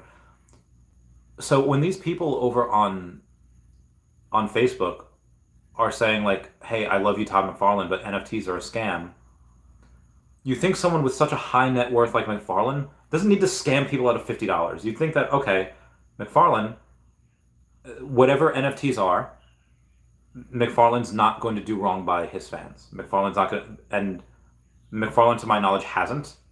You did have that one bad apple. I was doing some really shady things, but that I don't think has anything to do with Todd himself. But that being said, the McFarlane Group is working really well to try to bridge that gap between Web 2 and Web 3 by advertising. Now, most people are not responsive, or if they are responsive, they're negative. But there are some people that are like, this is interesting. I don't know what this is. It's a new way of collecting. And some people are getting on board. Now, out of those very tiny percentage of people that are getting on board with McFarlane, they're going through to take the time to learn the technology, to learn how to do things with Matic. They're not going to care. These are the super fans. These are the 100% loyal fans that go in and say, I will do what I need to do to get some of these really cool things, digital collectibles. And they won't care that, oh, hey, it was this price a few days ago. I bought $100 worth of Matic to buy this thing. Now that the Matic price went down, you're saying I have to buy another $100 of Matic in order to purchase this? It's stupid, but some people will do it. Some people will buy it. This is why gems are so much better. But when you go and you take a look at how many of those sales are people going to go to Veve and be like, oh, well, I can get the first Batman ever on the blockchain, it's going to be very, very minimal. But as far as people taking away from Veve, there is none. People are not going to sell their current Superman for this Superman. People are not going to. Maybe you might get one or two people that was like saving for a certain thing that they wanted. Was like, oh, this Superman, I got to get him now, and now I can't buy what I was going to buy on Veve. Very, very few amount. But I do think that McFarlane goes and I mean he as McFarlane can keep running. McFarlane Digital Toys can keep running as long as as long as Todd McFarlane wants him to. He has enough money to make them last forever. Todd McFarlane Digital could not make a dime for 10 years. And McFarlane could keep it running just because of his net worth, just because of what he could put into it himself. Will that continuously happen? Will he want to continue doing that? No, but again, he is a shark. He does not back down. He will go and he will either make this work or he will spend a ton of money trying to, and might do that till he flatlines. I really don't see him as giving up. I forget that quote. Churchill. Never give in. Never, never, never, never. Never give in. Never give in to the overwhelmingly amount of the opposing might. Only ever give in to good sense and honor. I know I butchered that quote, but I think Todd McFarlane kind of lives by that. Only give in to convictions of good sense and honor. So I don't think he would go and give this up. I think himself in the space is a net positive. I really wish he would get some. I know people that are not buying McFarlane toys just because of the people that are representing him. So I would say that he needs to clean house and hire a whole bunch of new people, which is fine. He can do that, and there are a lot of mistakes. And then once he does that, then I feel like it could be really good. I don't know how. I mean, he's got a plethora of things that he's made that he could turn digital like that. And he's the license owner. I don't know how much content he could have for the next few years. He could at least have it through the end of this year and maybe even half or all of next year. But I don't think it takes away anything. I think the more successes there are in the space, the better that it is for the space at large. And that's how you grow the hobby. So this way you have options. There's an episode of Recess one day where TJ Detweiler is a very likable kid. He's the main character of the group, and everyone likes him. Nobody has a problem with him. He's a cool kid. Takes care of his friends, very loyal.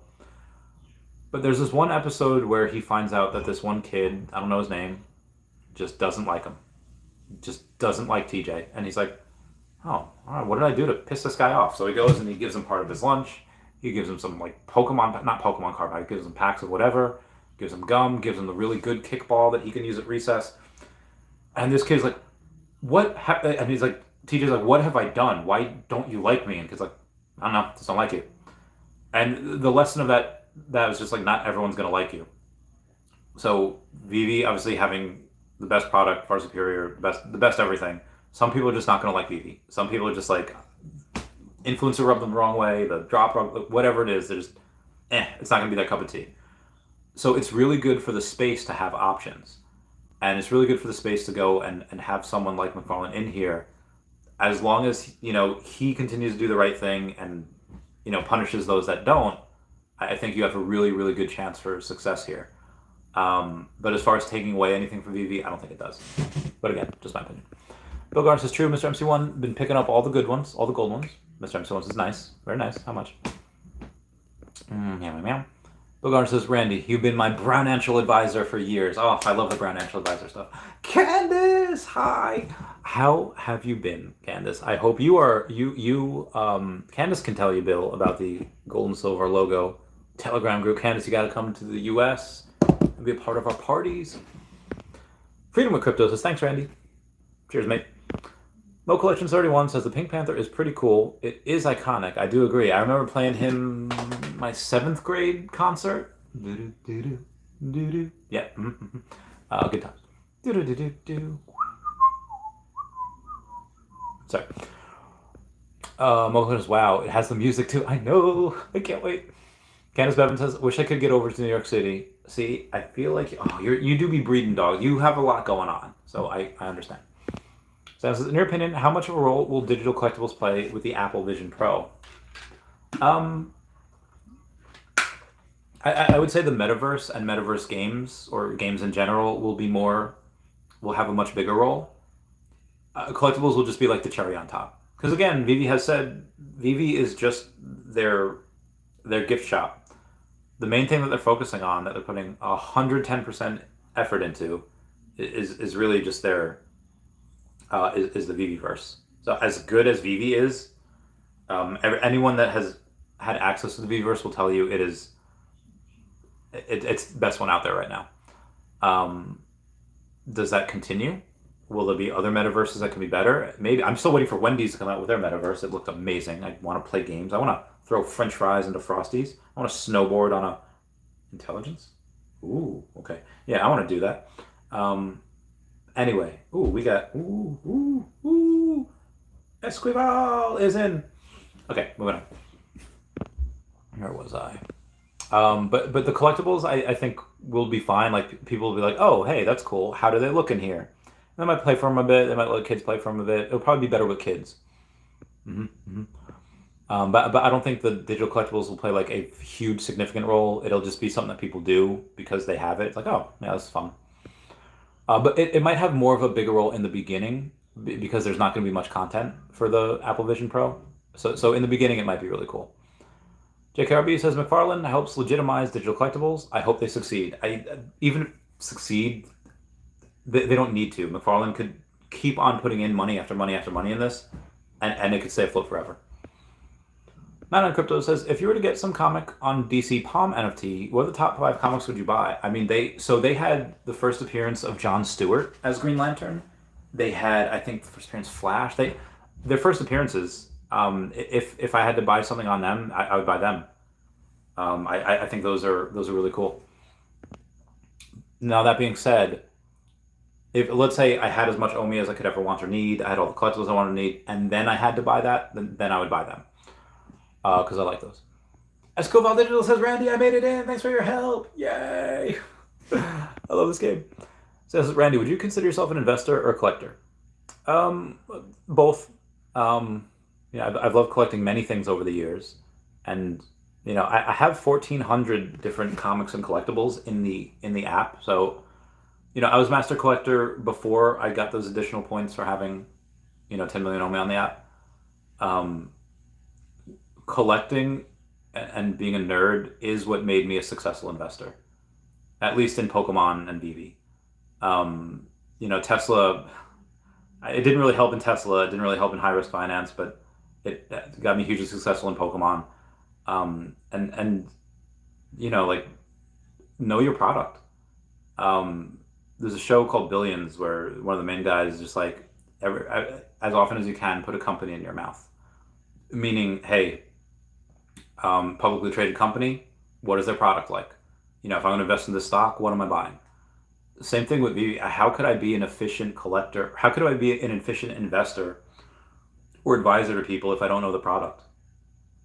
So having, again, if I were to only have like 50 or 100 things, I'd say like, all right, definitely heavily on the investor side, which I still am. I'm more heavy on the investing, but I mean, all these things are an investment. I mean, love them or hate them, in The Art of the Deal, I think it was Donald Trump had said, listen, you don't buy things, you invest in things. And when you start looking at the world and financial decisions, like what am I investing in, it makes you think about it in a different way. Like, oh yeah, I'm buying this, buying that. Okay, well, how does that as an investment? I see people especially in the military, there's like, yo, I'm buying this new car. I got this Dodge Charger 2023. And it's like, my guy, that is the worst investment you can make. If it floats, flies, or drives, lease it. Like again, this is what I tell them. It's not what I tell you guys. I can't advise you guys. It's not really something that's buying a depreciating asset. I tell them is usually never a good investment at all. So like I said, I know the product because I have it. So collector first, investor second, and that's I do have that to a fault where I do buy a lot of things that I don't necessarily want or need. I buy it in the moment because I'm addicted, and this is how I know this app is going to be majorly successful in the world because it's addicting. I can't shut it off. So then you say, if a collector, which digital collectible on the VV will never be for sale? Thanks. I mean, everything's for sale for the right price because I am a collector, but also I,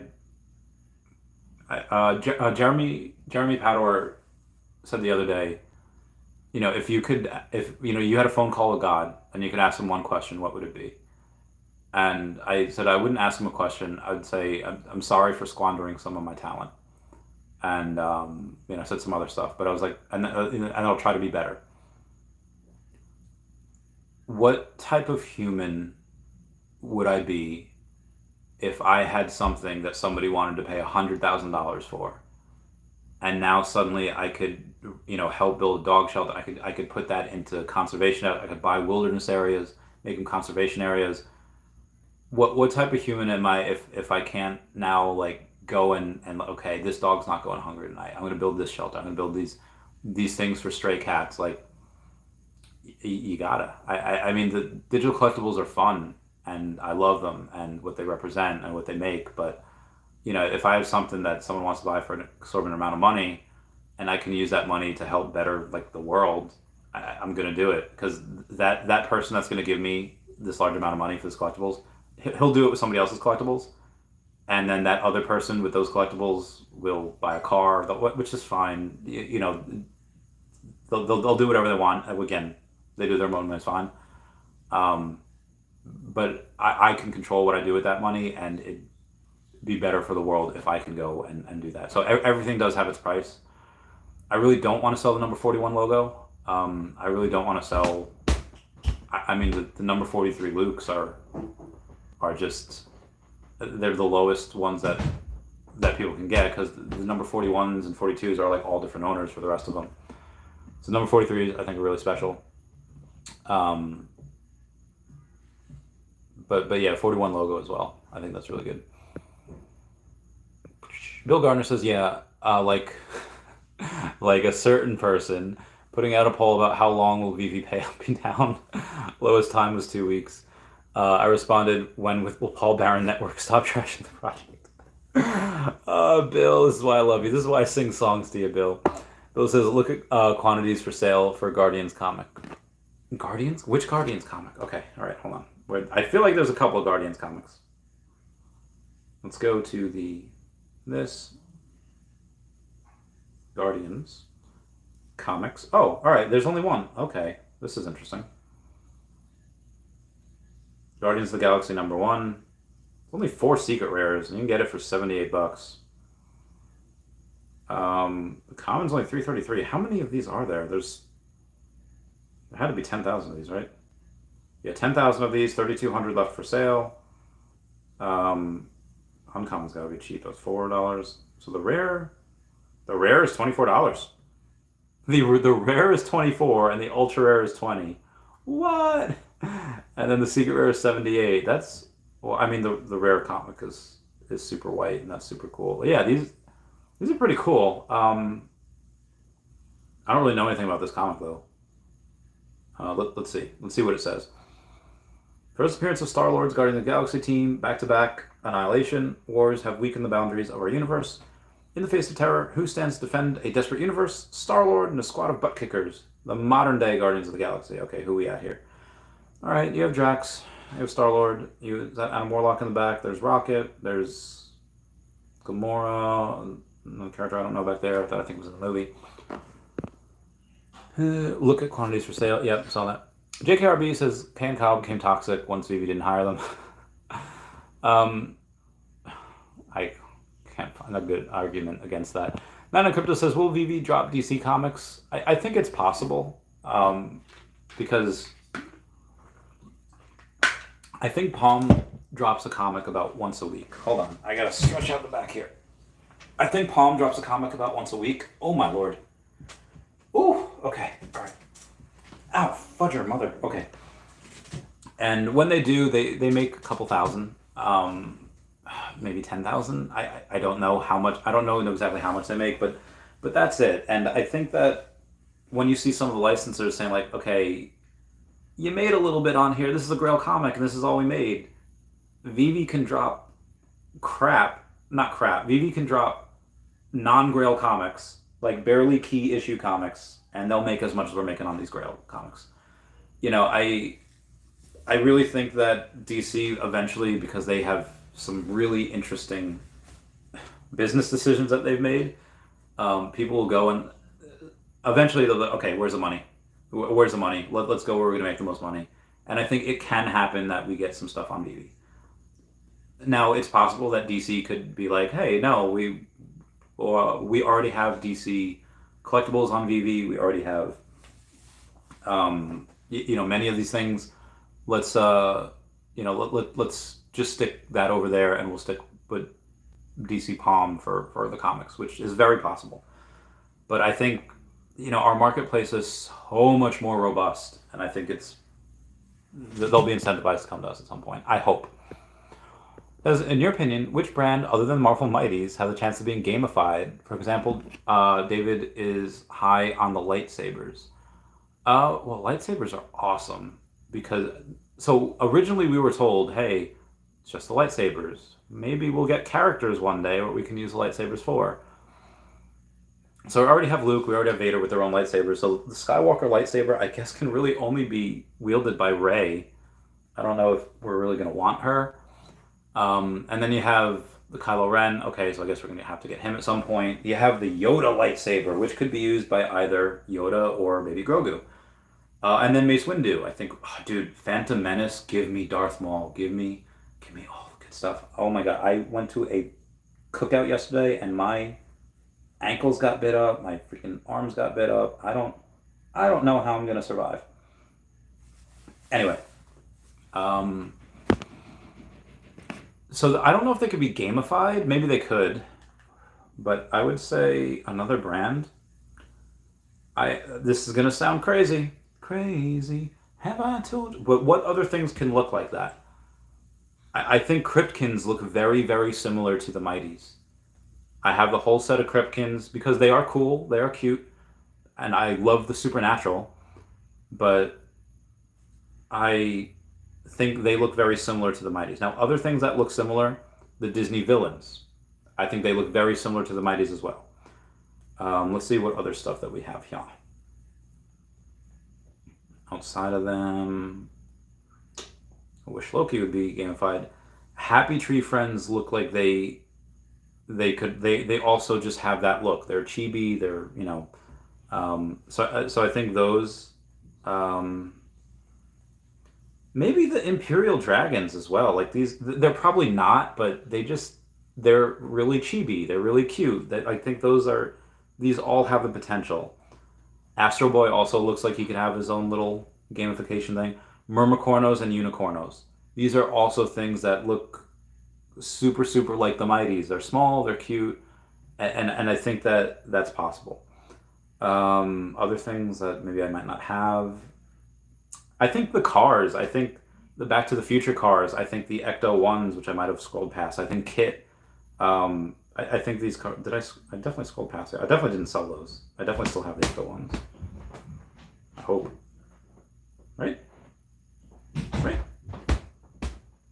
Oh, the James Bond cars, the Aston Martin, the Triumph motorcycle, and then the Ghost. I think the cars is very easily gamified as well. So there's a bunch of stuff I threw out there. Sour D says, "Hey Randy, can you have Mr. MC1 verify my logo so I can't enter?" Oh yeah, Sour D. Okay, hold on. I follow him, but I don't have the option to DM him on Twitter. Okay, hang on. Meow meow meow meow meow.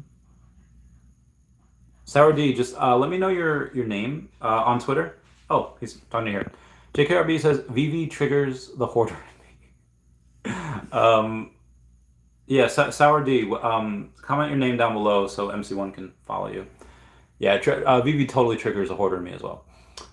Jason Pena says, Randy, in your best English accent, can you describe what Bitcoin has to do before OMI moons? Okay, yeah. Well, in my professional opinion, I've been trading for quite some time, and even though I haven't been investing as long as many other older, more experienced and successful people as I am, I believe that with my IQ, I can pick it up a lot faster, and I believe that Bitcoin needs to capitulate down to $10,000, and then we need to have mass fear. We need to have mass sell-offs and people dying in the street. And once people die in the street with flipping guns and flipping everything else, then and only then will we recover, and then OMI can maybe moon once Bitcoin does that in the year 2029. I don't know any English person's actual for me, like, actually, I think once Bitcoin ETFs are approved, it's probably that'll probably get a lot of money going in. Again, all of the companies that have applied for Bitcoin ETFs, they add up to about 16 trillion in assets under management. So you would have, 1% of them is $160 billion going into Bitcoin. So I think that we have a certain amount. I mean, it would help if the Fed didn't raise rates, if they would come down a little bit, or even if they were to say, "Hey, we're going to here, and then we're stopping." Once that happens, I'm not even saying we're going down, just for them to not raise rates, I think would really help. I think it would also help it if I don't want to get like political, but I will. I mean, I do, but I don't. Um, when and it doesn't have to be Trump. It doesn't matter. I don't want to say it doesn't matter. Whoever becomes president next, who is the president where there were like American hostages being held in Jimmy Carter. Um, this is the Anyway. I guarantee you that if Trump gets elected, or if someone as crazy as Trump gets elected, Ukraine Russia war ends like that week. Um, and so Trump was being interviewed, and he's like, "Oh well, who do you want to like win the war?" Like, someone was suggesting that he wishes Russia would win, and Trump says, like, "I want people to stop dying.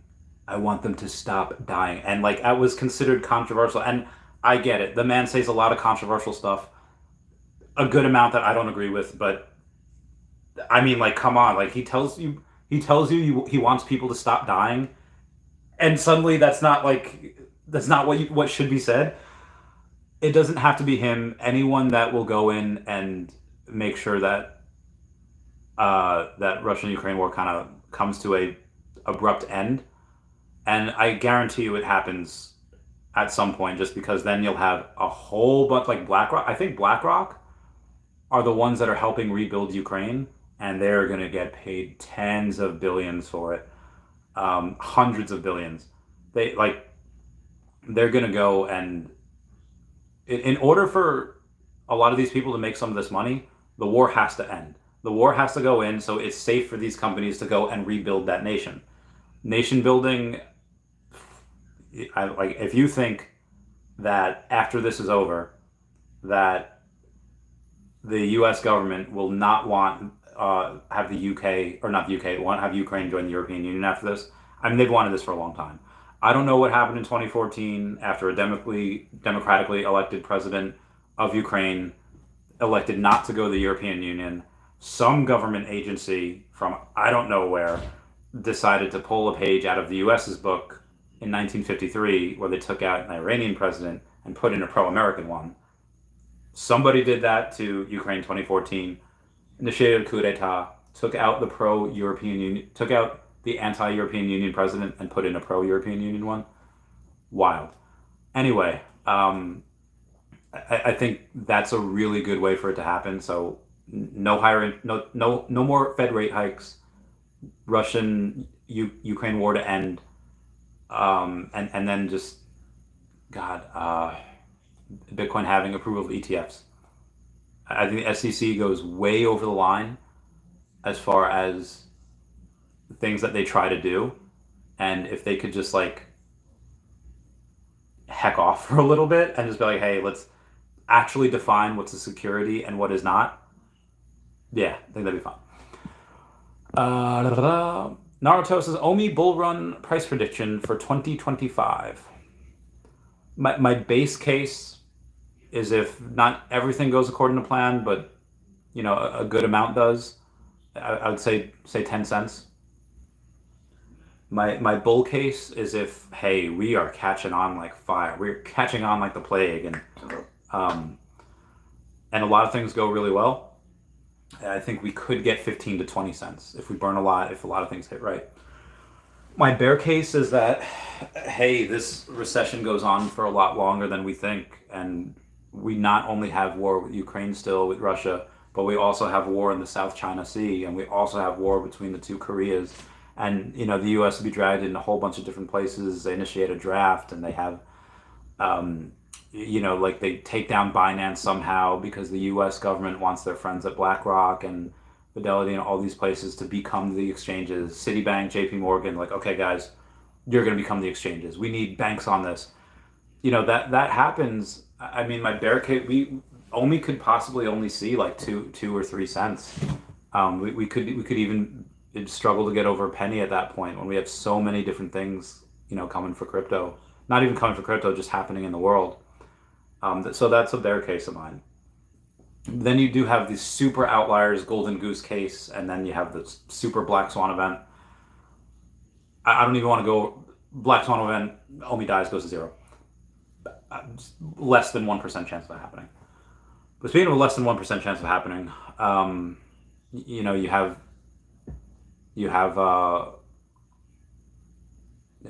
everything going right. You have all these ETFs being approved. You have OMI being included because they're the best performing metaverse token, utility token, metaverse token. The only time you have a company with revenue, a lot of revenue, having a token attached to the app, this has never been done before. This type of utility has never been done, and we there's nothing to compare it to. We don't know what that could mean. So we could have peak FOMO, we could have peak amount of burns. We could have the amount of burns going in where we have 200 billion at the end of this, which I doubt. We maybe get to 250, but 200 is very extreme. But anyway, it's the golden goose scenario where we go out and get where we get the burns to happen. We get peak FOMO in. We get peak mass adoption. We have exceed David's expectations. We don't just have 1 million people on the app in 2 years. We have 5 million people on the app, and we go nuts. There's a squeeze for the token, and we get to 50 cents. So I would say, yeah, I would say that's also my golden goose scenario with less than 1% chance happening. So Sour D, what's your Twitter? Yeah, Sour D. Maybe I could just search Sour D. All right, hold on. Sour D. Sour D is not coming up. I see sourdough. People. Nope. Sour D is not coming up. Anyway, you got Jason Pena says yes. LOL. Bill Gardner says Trump. Bill Gardner says we need real politicians that are outsiders from the system and serious term limits. Dude. Mitch McConnell and Dianne Feinstein, I think they're on opposite. I know Mitch McConnell's Republican. I don't even know Dianne Feinstein. I think she's Democrat. I'm almost positive she's Democrat. So clearly I'm not like super one way or super the other. If you're like, can we get people over the age 80 and above? Can we get them out of office, please? Like, who the fudge are still electing these people? Dianne Feinstein literally has power of attorney because they can't live life for themselves, but they can vote on bills that affect the country. I don't think they know what they're voting on. Mitch McConnell, this is elder abuse at this point. The amount of times he freezes up and just can't talk, he might be a very nice guy. I don't know. And Feinstein, we've had not a personal bit of a history, but just Jesus, man. Can we make it? It should be lower than 80. I think, and this is across the board, across the aisle. Most people do not want people leading them that are 80 freaking years old. Can we make it so that it's just a clean 75? 3/4 of a century. After that, enjoy your life. Enjoy the last season of your life. Enjoy the winter. Sit on a beach and sip mojitos. Like even 75. Like even I still get a lot of people that still like, I don't know. You ever try to explain to like a older person how to use Dropbox? It's just like, oh my God, like, like, just look at Congress trying to question Zuckerberg or trying to question the CEO of TikTok. This is embarrassing. And China, by the way, that goes on and have like their politicians are completely technologically literate. They put our politicians to shame. Like, Jesus, man. Anyway, forget what we were going on about. Oh yes, agreed. Jason Pena says, Randy picked up the number 83 gold Diablo for 360 last night. I think that's a really good deal. Let me take a look at this. Let's go to the market. Diablo. No. What do I? Diablo. The gold one, secret rare. Did you really get it for that price? For 360? I didn't. Fudge. The cheapest one is number 61 for 699. Yeah, you you did really well. Mr. MC1 says great stuff. JKRB says smash that like button, guys. Smash it. Totally smash it. All right, we have a little bit until the Ahsoka series comes out. You know, that show comes out. My man. All right, hold on. My man. What's up? Okay. So I'm gonna go and eat some food. I'm gonna go and do all that great jazz. Thank you guys so much for the super chats. Y'all mean the world. Everyone say goodbye to Dashi. Goodbye, Dashi. I love you guys. I'll talk to y'all later. Goodbye. Meow, meow, meow. Nice 2-hour video. Steve Cannon. Photo. Yeah.